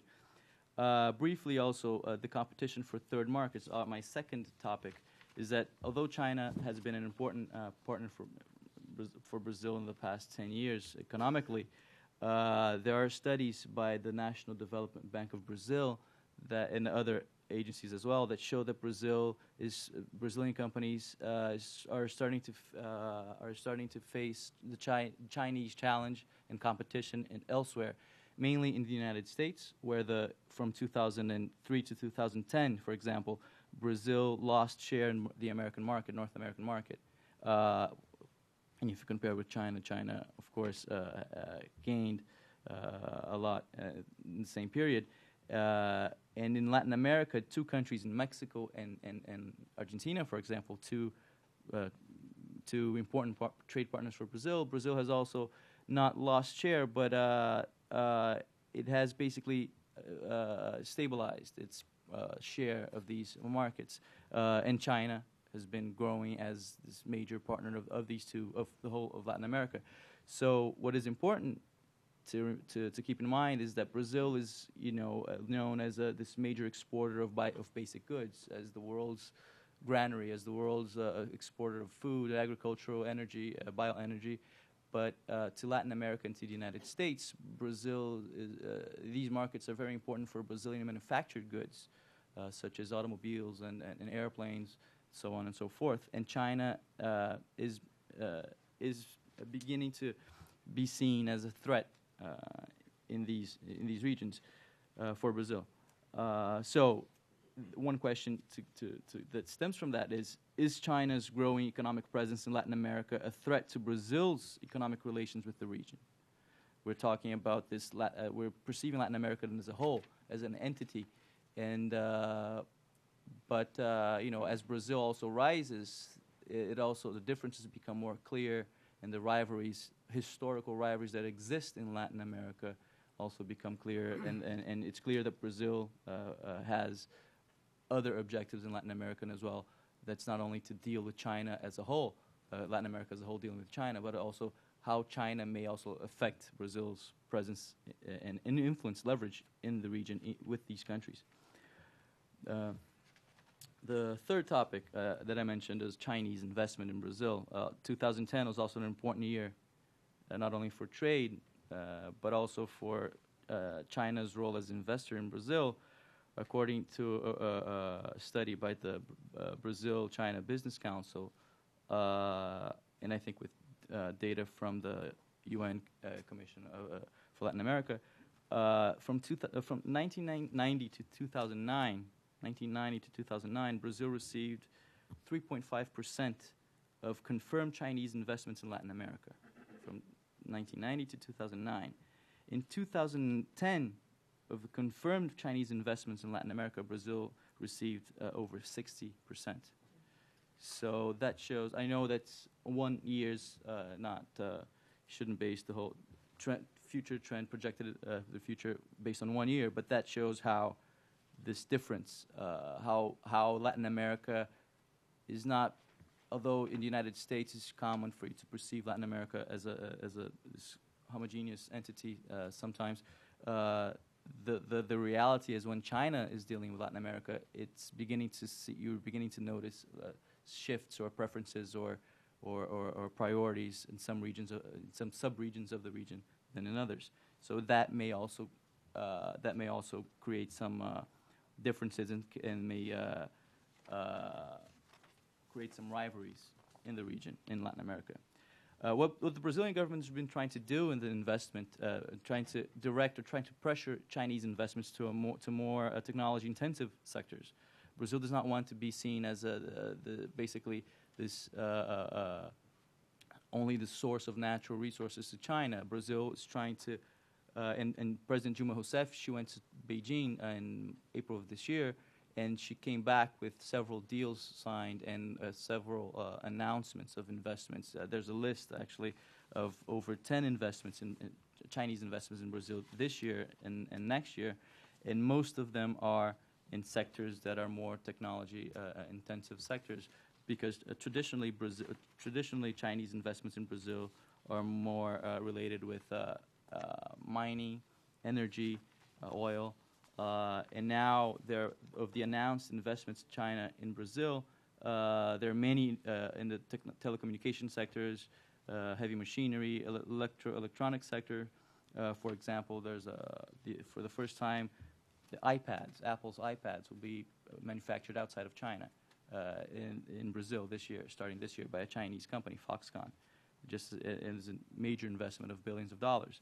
So that's what the Brazilian government has been trying to do with Chinese investments, trying to channel it into more technology-intensive sectors. There are, however, problems. Brazil very recently, last week actually, Brazil increased industrial products tax on imported goods, automobiles. And some of the Chinese investments in Brazil are in automotive sector, and because Brazil increased this tax, the Chinese company, the automaker company, said that it was canceling its investment in automobile industry sector in Brazil. That's still being negotiated, but that comes to show how Brazil has a somewhat ambivalent relation with China regarding investments.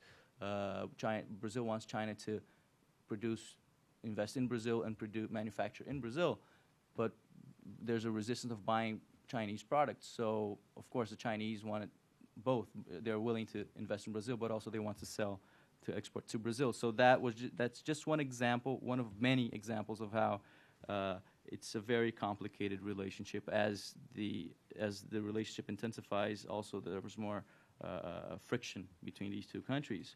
Another example, land purchase. Brazil has a lot. Is selling, many foreigners are buying lands in Brazil to produce soy and other agricultural crops.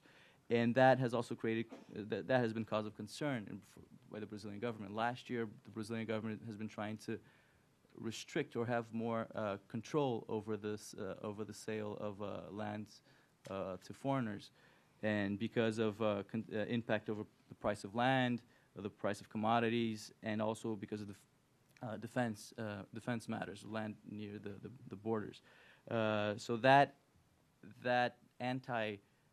more protectionist stance for the Brazilian government, trying to restrict the sale of land, has also is targeted at mainly China, not only China, but mainly China. The fourth topic that I mentioned was the growing anti-China stance in Brazil, and that's a counterbalance actually. In the 2003, just a brief history of bilateral relationship. In 2004, there were two presidential visits. President Lula went to China, and President Hu Jintao went to Brazil, and they created this strategic dialogue partnership. And based for the Brazilian part, Brazil promised to recognize China as a market economy status for China's entrance to the WTO. And although it wasn't a clear exchange, Brazil expected China's support for Brazil's bid to the United Nations Security Council. That was back in 2004. Brazil has been dragging its feet on recognition of China's market economy status. Brazil promised this 2004, and to this day, it still has not implemented the presidential decree. But it's important to mention that Brazil would be, in 2004, Brazil was one of the first major economies in the world to grant China that status of market economy. That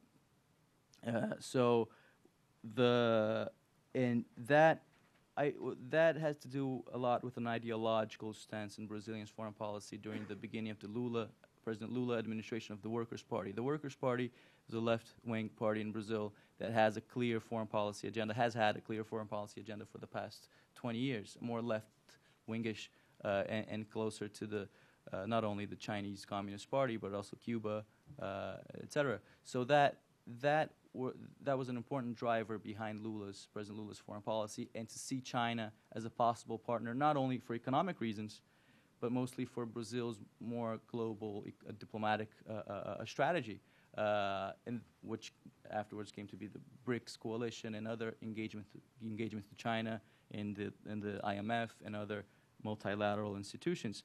There was some exaggerated optimism from the Brazilian perspective in that sense, because China, as we know, China did not support Brazil's bid for the Security Council for other reasons that Brazil launched. For example, a collective bid along with Germany, India, and Japan, and because each of these countries have regional rivalries and opposition to their respective bids, that the Japan case, for example, did not help Brazil's relations with China. But in general, ever since 2003, there has been from the Brazilian government, from this left-wing government, and now with the Dilma administration, to a less extent, a belief that these two countries, as emerging powers, they have more common interests in the new world order, and more not only economic but political, strategic, and that could be, and China could be a key element in Brazil's global diplomatic strategy, and also in dealing with the United States. Some would say that would be a counterbalance, United States hegemony or the West, which some say that that's an exaggeration. But in the economic dimension, this has the economic dimension has been the challenges have been much more clear, and this excessive optimism has been faded away in the past 2 to 3 years, where the government, now Dilma Rousseff's administration, has been pressured actually to take more actions to protect Brazil's economy, Brazil's industries from Chinese competition, as was the case last week with the tax that also was aimed at Chinese cars that are entering Brazil. But I could talk about that, much more about that later. And the final topic is the strategic agenda. China's increasing presence in the third world in general seems to be having two very different, if not opposite, effects in Brazil, over Brazilian diplomacy specifically. On the one hand, it has generated a positive reaction in the sense that China would present itself as a new element of Brazil's global diplomatic strategy, as I mentioned, but Brazil's element, as element of Brazil's global diplomatic strategy towards great powers. Historically, Brazil has always tried to balance its relations with the great powers. In the early 20th century, it was between the United States and Europe. Even in the Second World War, it was between allied nations and the Axis in the war, trying to benefit somehow from this from these rivalries of great powers. And even in the Cold War, Brazil also tried to have a so-called independent foreign policy, in the sense that it's trying to stay. Brazil is not part of the non-aligned movement, but it always tried to maintain a neutral, if not a hedging position between great powers. More recently, in the 1990s, at the same time that Brazil was negotiating the free trade area with the Americas and the United States, it maintained open the possibility of negotiating the first inter-regional trade agreement between Mercosur and the European Union. So China now in the 20th century and 21st century gives Brazil that element, that bargaining element of Brazil, of China being a counter, a possible counter, a partner for Brazil in dealing with the United States and even bargaining with the United States and with the European Union. But on the other hand, China's interests may be also conflicting, as I mentioned in the beginning, with Brazil's interests in the region, such as Africa and Latin America.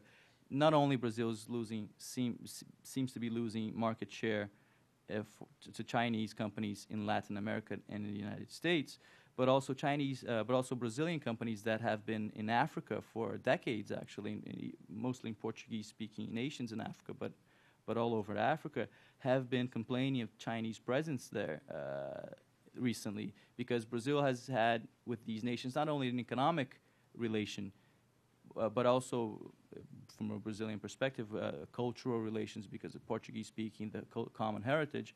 But then when Chinese money comes in, 10 times the amount, or more than that, the amount that Brazil has to invest in these countries, basically it marginalizes Brazilian companies' Brazilian presence. So that's one of the risks of several Brazilian companies, state-owned and private companies that operate in Africa, have been complaining of a possible competition or increasing competition of these two countries in the rest of the developing world.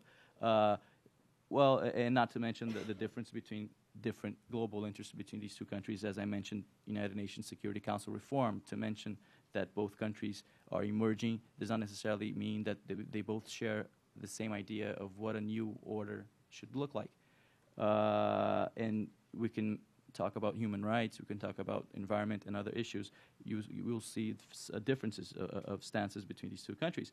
And just to conclude, that's where the BRICS coalition come in as an instrument to try to coordinate some of the interests of these two countries along with the other three, but not to have a common ground agenda on every issue, but just to at least reduce friction and reduce tension between these two countries. The BRICS have been trying to coordinate efforts with IMF negotiations in the sense of increasing quota of the emerging powers in the IMF and other areas. So basically, just to conclude, I think that Brazil's relations with China are much more complex, and I recently, this is based on a recent paper that will be published by International Affairs Journal in November, that's called Brazil and China, South-South competition, South-South cooperation, and North-South competition, and emphasis on "and," because two aspects of this relationship that it's very complex but from the Brazilian perspective, the idea of the government and most foreign policy establishment in Brazil is that China is here to stay, and we need to engage China. We need to learn China, how to deal with China, not try to avoid both extremes of an excessively optimist stance in dealing with China with an ideological driver behind it, and the much more anti-China stance that's growing in Brazil, as is present here in the United States and in Europe, of a more protectionist stance against China.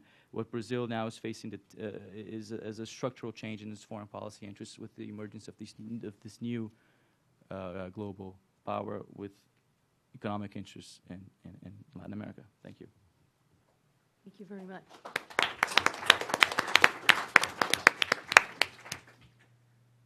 I'd like to turn now to Dr. Shogu Zhang so we can hear your perspective about China-Latin America relations of trade and investment. Thank you. Thanks to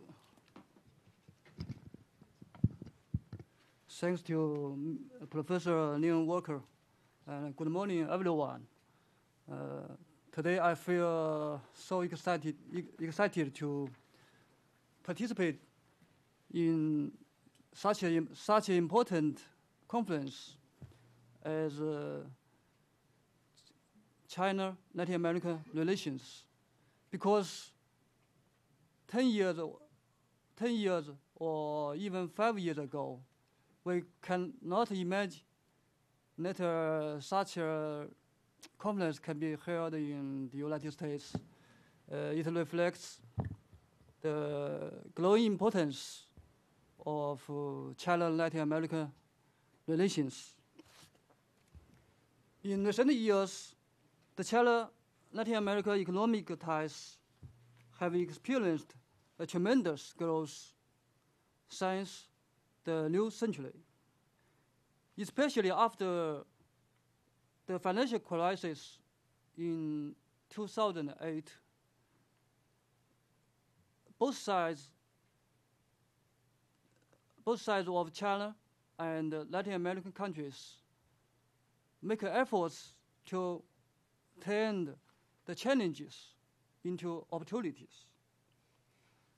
And the bilateral relations have entered into a new start.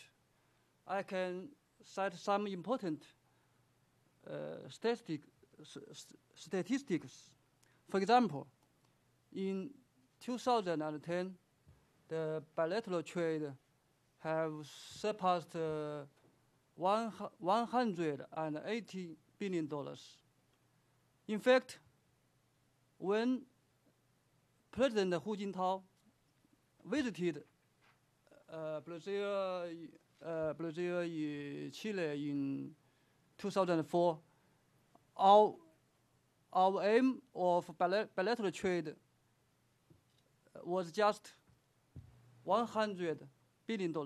But now I expect that in 2011, the bilateral trade will surpass $200 billion. This is a tremendous growth.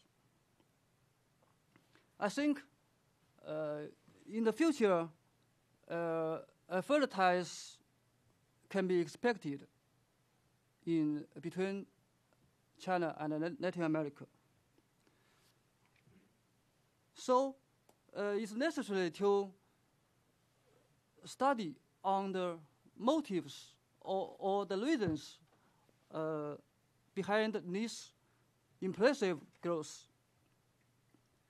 Perhaps we may find out some part of reasons or motives considering the transformation of order, international order, and the China's reform and open policy. On one hand, the emerging regions, including Asia and Latin America, have strengthened their economic ties to face the new structure of international world. And on the other hand, China's economic growth has acted as engine of world economic growth. Under this context, China and Latin American countries have strong desire to promote the bilateral relations. Furthermore, the natural complementarities between China and Latin America have been the driving force of bilateral relations, because China needs energy and raw materials from Latin American countries. And when China,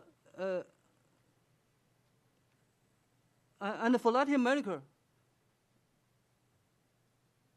there is a continuous strong market as China to expand its comparative advantages in raw materials and other primary products.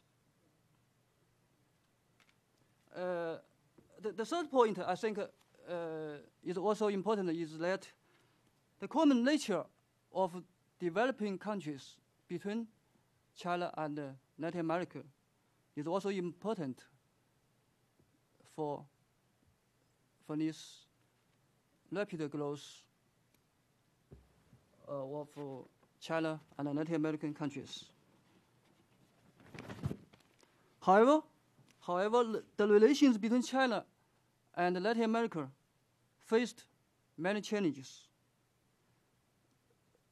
First, the world economy uncertainties in the post-crisis. And both China and Latin American countries are facing the increasing pressures of economic transformation. And the lack of mutual exchanges, I think this is evident for both China and Latin American countries to deepen their ties. So, facing these tremendous challenges, this requires joint efforts of both parties. Under the new circumstances, I think overall strategy is needed. First, for China, I think a more balanced relationship, a more comprehensive relationship should be considered.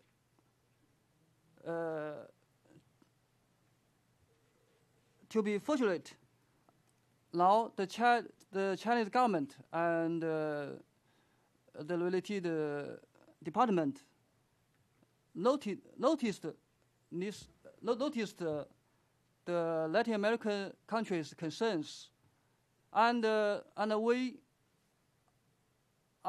understood.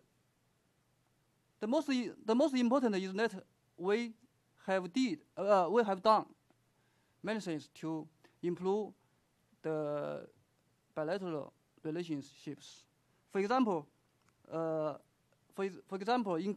we are increasing import from Latin American countries, especially those countries who don't have rich raw materials. We have increased imports. And we have invested in Latin America in more areas. Before we our investment is mainly concentrated in allergy, malware products. Now, the investment are expanding. For example, we investment in infrastructure, in transportation, in telecommunication, in agriculture, in fishing, and other areas. I think this is a new start.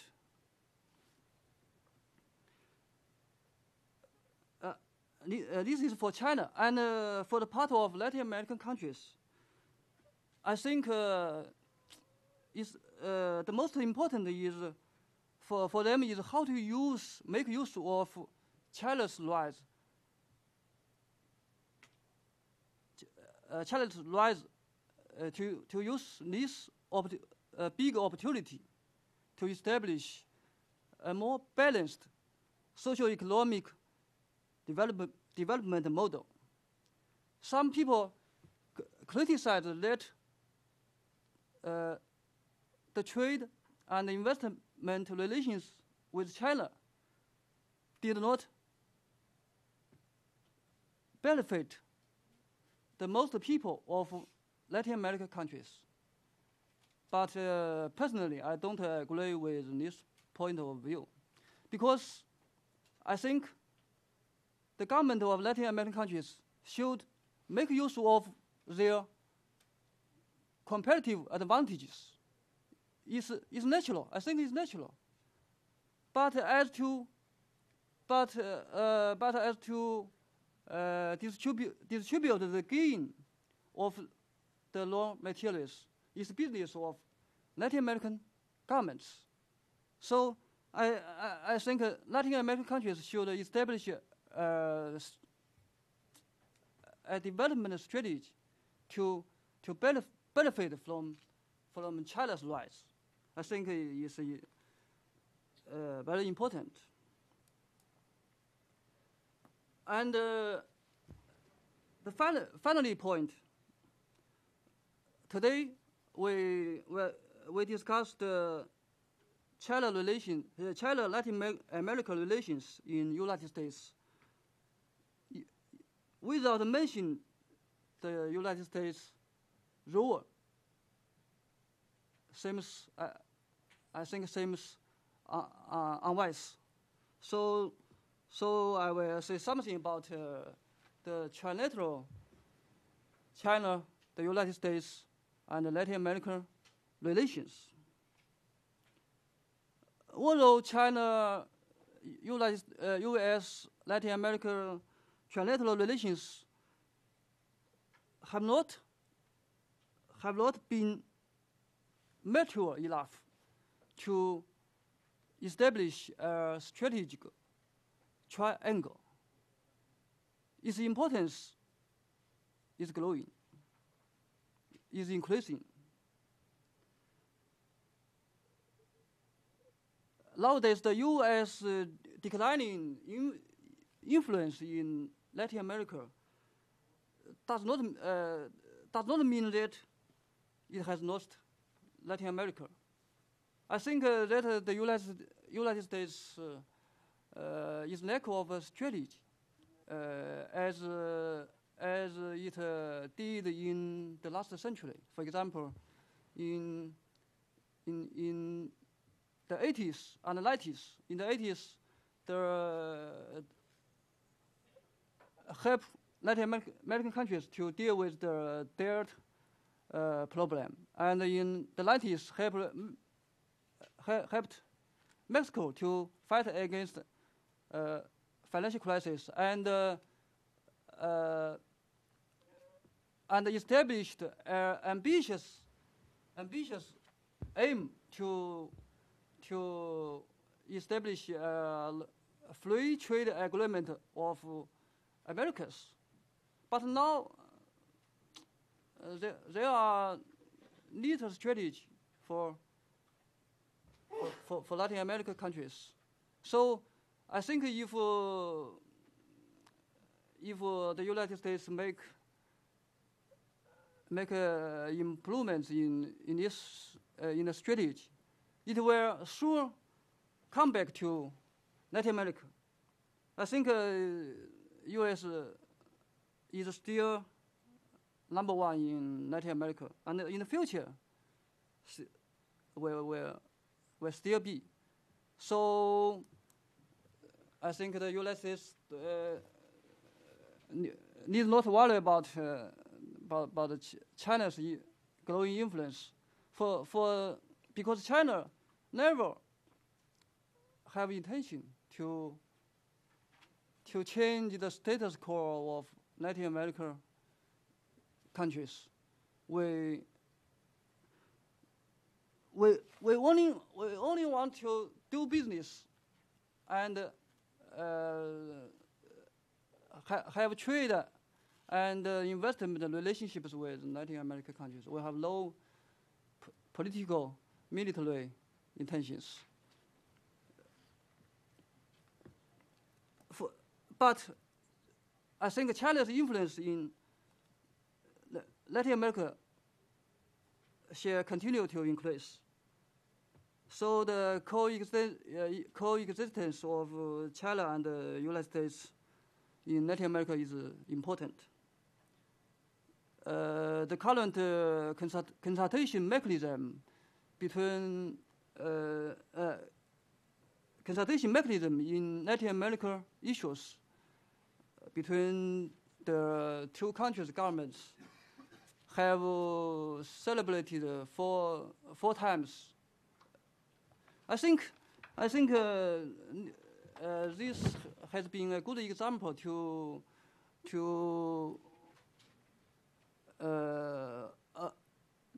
avoid misunderstanding and promote understanding between the two countries in Latin America.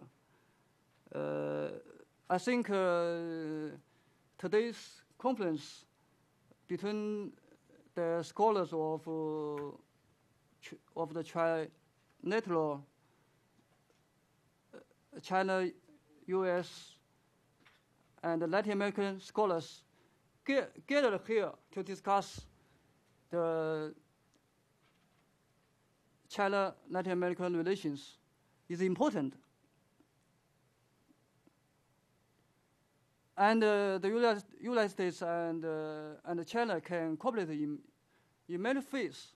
For example, in poverty decreasing, in some regional organizations, for example, in peacekeeping in Haiti. I think there are some rooms to cooperate. So I think the future of China-U.S. coexistence in Latin America is not so bad. That's all. Thanks a lot. Thank you. Now I'd like to ask Inés Bustillo to share her views of regional Well, thank relations. you. Thank you very much. It has been a fascinating morning. Thank you very much, Dr. Aronson, for inviting me to be here. Congratulations, Ambassador Shapiro. It's been a fascinating morning, and as I was listening to all the panelists, there were three words that kept coming up in the analysis. One was opportunities, the other one was challenges, and the third one was strategic responses. So in a way, that's how I'm going to address, and I'm going to end up with my presentation. I couldn't resist, but I brought a PowerPoint, a few slides with data, and but most of our data, you're going to find it in our website, and we have several publications, of course, on trade, on investment, on China, Latin America, U.S., Latin America. And so the foreign direct investment data comes from our report that we put out every May of every year. And there's a special chapter on China this year, the one that we put out in May. And then in our yearly publication on international trade, This year also we have a special chapter on China, and that's where I got most of the data. So I'm going to just focus on economic aspects, on trade and investment. So a couple of slides will show how South-South trade and investment has been expanding.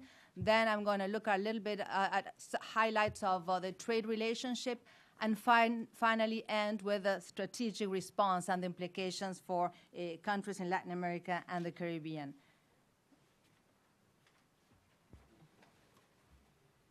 How do I do this? To make it big. Okay, first, as the panelists have already mentioned, the past years have seen an expansion of South-South ties tremendously. For example, if we just think of foreign direct investment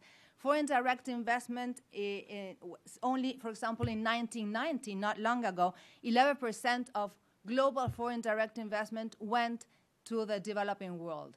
In 2010, more than 50% of global foreign direct investment went to the developing world. And also there has been an expansion of both Asian and Chinese firms in Latin America and worldwide. But at the same time, and that's one aspect that has not come out in the conversation today, an increasing presence of multinationals from Latin American origin, not only investing in other Latin American countries, but trying to expand globally, and some of them trying to see whether they can expand into the Chinese market. The issue of foreign direct investment came up this morning. Last year, 2010, China was the third largest foreign direct investor in the region. The first one was the United States with 17% of the flows of foreign direct investment, then the Netherlands and China. And it was 15 billion. That was the figure that I think that Dr. Neves mentioned. For 2011, the announced Chinese foreign direct investment in the region will be about 22 billion. We do not know, and I think Dr. Young mentioned that, whether this is a trend or not. We have to see what will happen in the future. And yes, most of the foreign direct investment is concentrated in a few countries, Peru, Argentina, Brazil, etc., and also in the oil and gas sector. In terms of South, I find this fascinating, when it looks at the composition and the share of trade in the world. In 1985, South-South trade only amounted to 6% of global trade. By 2011, it was 24%, while North-North trade in 1985 was 63% of global trade, and it had declined to 38% in 2011. And by 2017, if trends continue, South-South trade will increase. It will be more than, in terms of its share, than North-North trade. I mean, so some of those trends that have been going on and have been alluded in the first and now this panel are absolutely fascinating. In terms of Latin America and the Caribbean, it has already mentioned how this trade relationship has, in fact, increased tremendously in the past years. It has been just in the past years, and especially with some countries. Out of 14, for the data, 17 countries, 14 of those countries in the past years, the trade with China, whether it's imports and exports, has increased tremendously. And for a few countries, China is already the most important trading partner. That's the case for Brazil, Chile, and I think I have, yeah. So it's, and also the Latin America, importance of Latin America and China's trade has increased tremendously. As Dr. Neves was saying, this is, as a trade relationship deepens and strengthens, problems arise. And for example, in 2009, there was an increase in and some sectors are very much, of course, hit by competition. For example, in 2009, when you look at anti-dumping by Brazil and Argentina in the steel sector, it was a huge rise in anti-dumping measures towards China that has declined. But as in all trading relationship, when it strengthens, problems might arise. Now, in terms of the surplus and deficit, some countries have a deficit with China in terms of a trading relationship, and others have a surplus. So that's something of the dynamic. But this is something that has come out. This next slide, this is part of the conversation that has already been mentioned about the recommodization, reprimarization of the economies, etc. When we look at the export structure by technological intensity of Latin America and Caribbean with the rest of the world, including China and Asia Pacific, yes, and as Dr. Young was mentioning, most of our exports are based on commodities and primary products, and that is mostly the case that's the blue. I don't know if you see the blue segment of the bars. And mostly it is with Asia Pacific, and in the second case with the European Union, that we find that export of primary commodities are the largest share of trade. Not so with the United States, not so with other Latin American countries, which has interesting implications from the point of view of diversification and from the point of view of growth. Now, what does that all mean? And I want to just jump into the strategic responses. There are opportunities, there are challenges, very well said in both this morning, the first panel, and just recently. Not all exporters are benefiting. Of course, for some there's wonderful opportunities. Others are facing competition. Depends on the type of products that you export. But what are the implications from the point of view simply of continued growth and continued growth and development? It was said this morning about the issue of convergence. When you look, for example, at Latin America growth for the past century, the 20th century, we find that between the beginning of the century up until about 1975, Latin America did not converge to those countries with higher levels of development, but did not diverge either. It was around 1975 that we started losing ground with respect to the rest of the world. In the past years, since 2003, there is some evidence that Latin America and the Caribbean has started to converge. Between 2003 and 2008, many Latin American countries had the best economic performance in 40 years, and part of it, indeed, is explained by the trade relationship from China. Now, if we want to keep converging, in other words, if we want to keep growing and making that growth sustainable, we face tremendous challenges. Opportunities, yes. Challenges, yes. And that demands a strategic response. Here I laid out some of the strengths and weaknesses. It's not part of the discussion in this panel, but we know that Latin America faces serious productivity lags, both with respect to the rest of the world, within those economies that we're not investing enough in terms of research and development, in infrastructure, etc. So I would say that the highlight of the Chinese trading and investment relationship with Latin America and the Caribbean makes addressing those lags even more important, and it's sort of a red light that we need to pay attention, and puts emphasis on both an agenda within each country, but as well as a regional agenda. In terms of the agenda, there's no one set of policy that needs to be adopted. There are macroeconomic challenges, what to do with exchange rate, what is the exchange rate that we need in order to be competitive in third markets, and also the whole agenda of productive development policies, diversification, more value added, adding more technological content to exports. And it's not a matter of whether natural resources are a destiny or curse. That was a discussion that was revived some years ago. There are examples of several countries that have managed to grow and grow on a sustained and inclusive basis on the basis of natural resources. Others have not. So that puts the emphasis on a whole series of public policies and public-private partnerships that need to be addressed.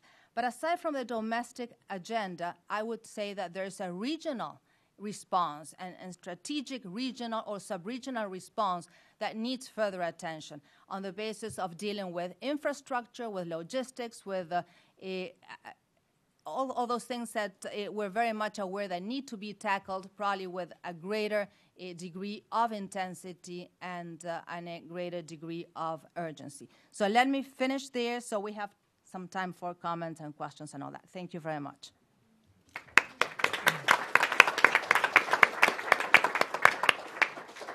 Well, thank you very much to all three panelists. We've had an excellent discussion, hearing from the perspective of Brazil, hearing from China's view of China-Latin America relations, and a regional perspective. So thank you very much. Questions?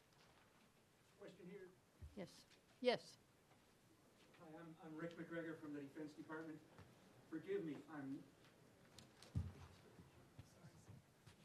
Rick McGregor, Defense Department. Forgive me, I'm not an economist. What is North-North trade and South-South trade?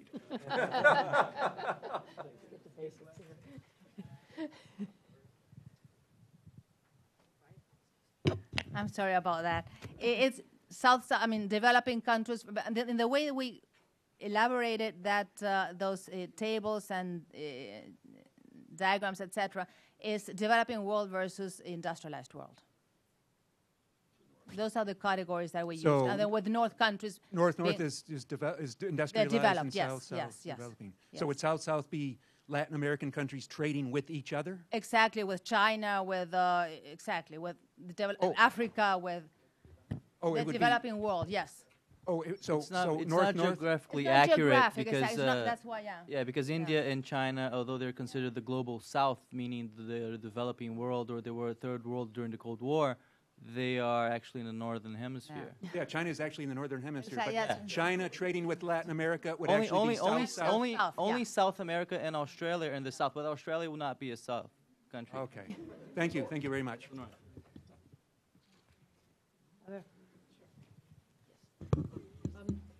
Another question to Inez. Again, a lot has been made of the the re-commoditization of Latin American economies with the huge demand from China. And I guess my question is whether, with the exception of Chile, which has very effectively managed the surplus and figured out ways to reinvest that in productivity gains and whatever, are there any other examples of countries in Latin America that are very much taking to heart the advice and the cautionary notes of CEPAL and the World Bank as to how to manage the relationship with China to diversify the economy and use this sort of commodity boom for other development goals? Yes, you find it in different sectors. For example, a lot of emphasis in trying to add more value, for example, the agribusiness sector, trying to add more value to exports of some commodities. I think we find that countries are having serious discussions and within the private sector about how to better compete and have a more beneficial relationship. Yes. Yes, back here. Hi, Laura Dawson, Woodrow Wilson Center. One of the economic arguments is that as long as China is willing to pay for resources, it shouldn't really affect the economic development of the countries that they're buying from. In fact, that should be a boom that allows you to invest in other things, build your industrial sector. But it's also the case that countries that are involved in each other's supply chains have more durable relationships. Is this current configuration with China durable from the Latin American or Brazilian perspective? And is it durable from the Chinese perspective? Or do we need to find ways for China to become more involved in supply chains in secondary and tertiary markets? Thank you. I don't want to keep talking, but no, precisely. One of the things that ECLAC believes is that there are huge opportunities for suppliers and manufacturers in Latin America to get involved in Asia-Pacific supply chains. That's something that is a whole market out there, and we need a more strategic type of actions in order to take advantage of those opportunities. Just recently, President Santos was there, and he was saying, well, I would like my firms to better participate in the Chinese market, to access the Chinese market and be part of the Asian Pacific supply chain that have been so successful. Yeah, just to add, I think that's the debate that's been going on in Brazil. That some consider that it is durable if, if China invests more in infrastructure in Latin America and Brazil specifically, and more technology-intensive sectors, and also if China welcomes also Brazilian investments. There are a few Brazilian companies like Embraer, the aircraft manufacturer, operating in China with difficulties. So I think it's from a Brazilian perspective, it is durable if there's more, you try to contain or constrain that unbalance that we've been seeing from in the past 10 years. That if it maintains this unbalance from a Brazilian perspective, that could create more difficulties and the fear of deindustrialization in Brazil. That's just one example that could mean that it's not very durable if it maintains it as it is.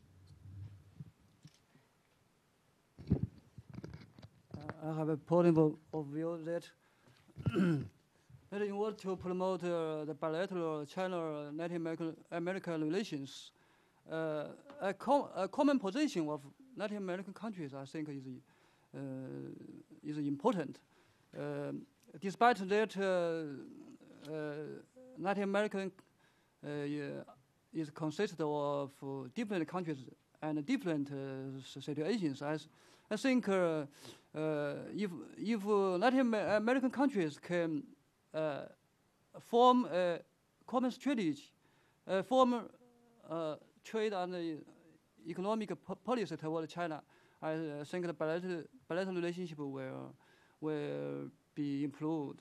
For example, we have a summit of heads of state between China and African countries, but it's difficult to form a likely conference between China and Latin American countries. I think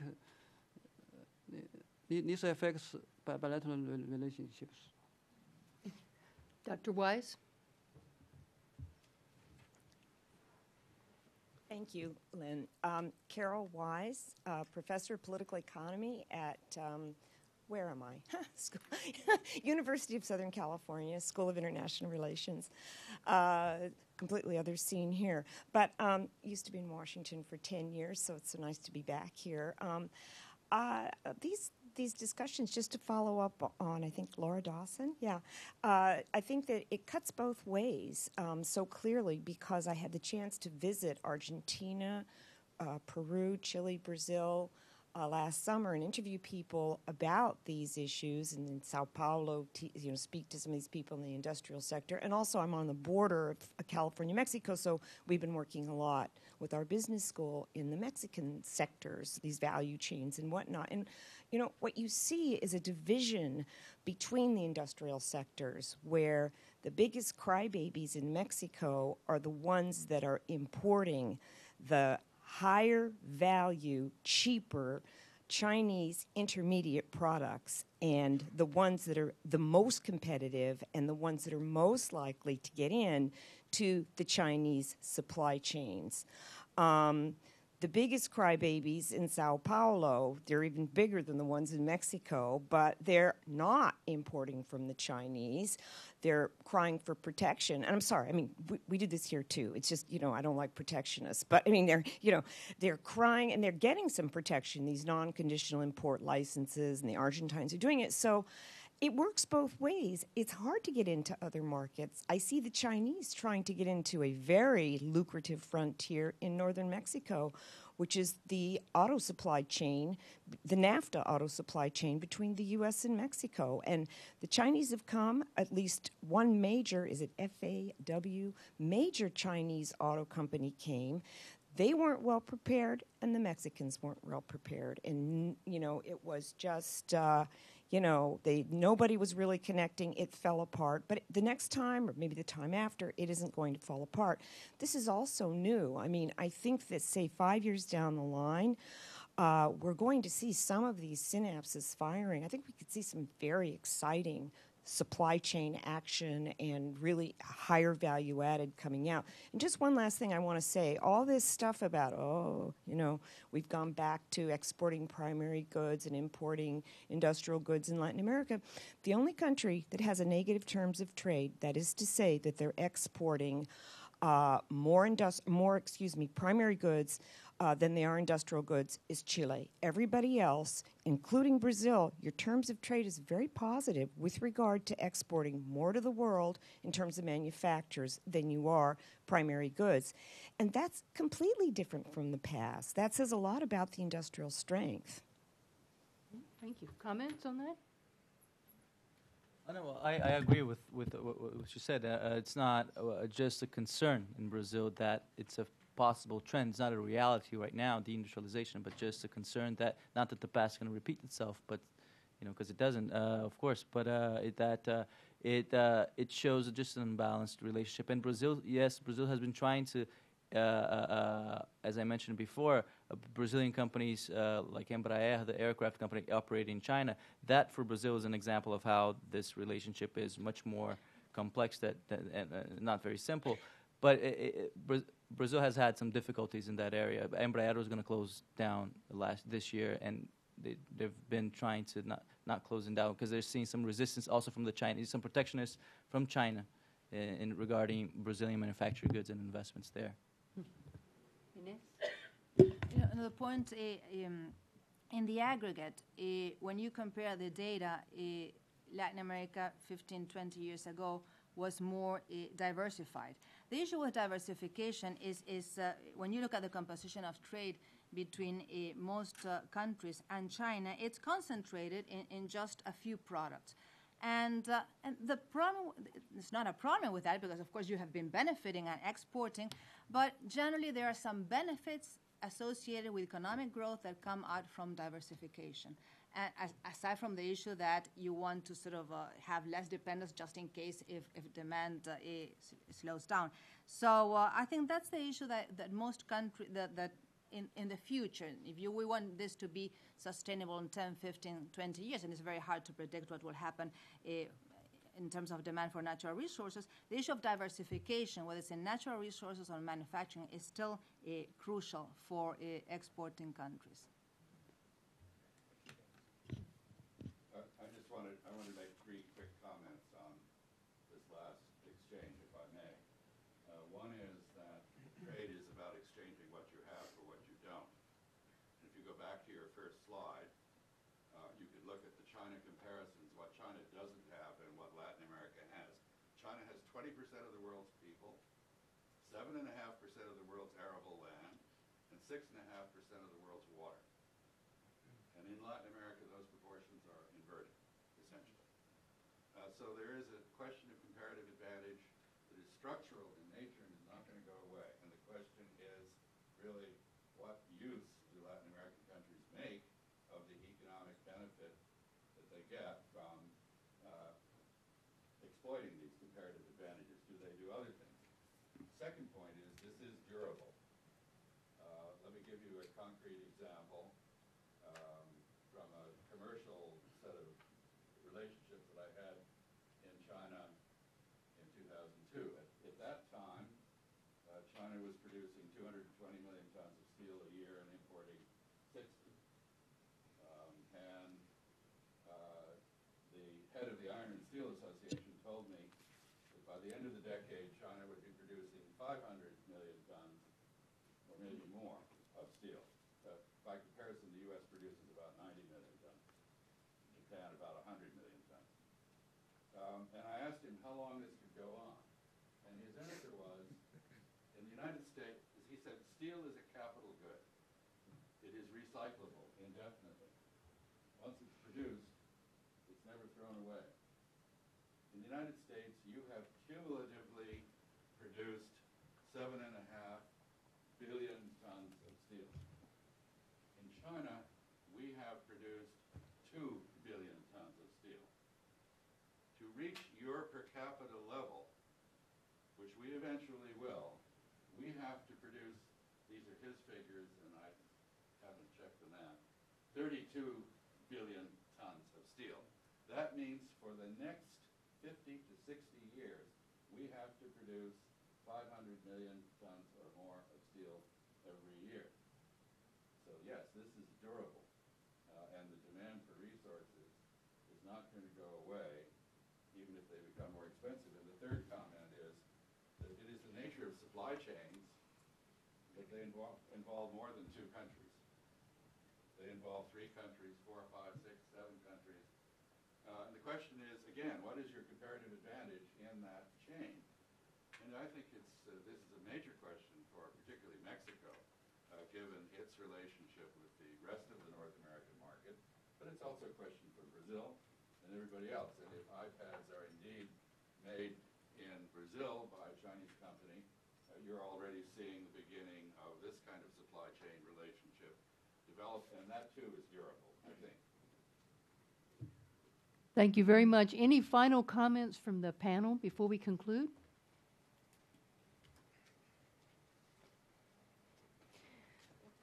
Well, with that, then I would like to make a couple of final comments. First of all, on behalf of all of us, I'd like to extend a special thanks to Adam Stubitz of the Latin American Program and Sandy Foe of the Kissinger Institute for their help in putting together this event today. I've been in touch with them from La Jolla, and we've been talking constantly, and really and truly this would not have come together without their help. On behalf of the Institute of the Americas, I'd like to also say thank you both to Cynthia Arnson and Stapleton Roy and his team for helping us collaborate on this. This has been excellent, and thank you all so much for coming. We'll look forward to seeing you again. Thank you.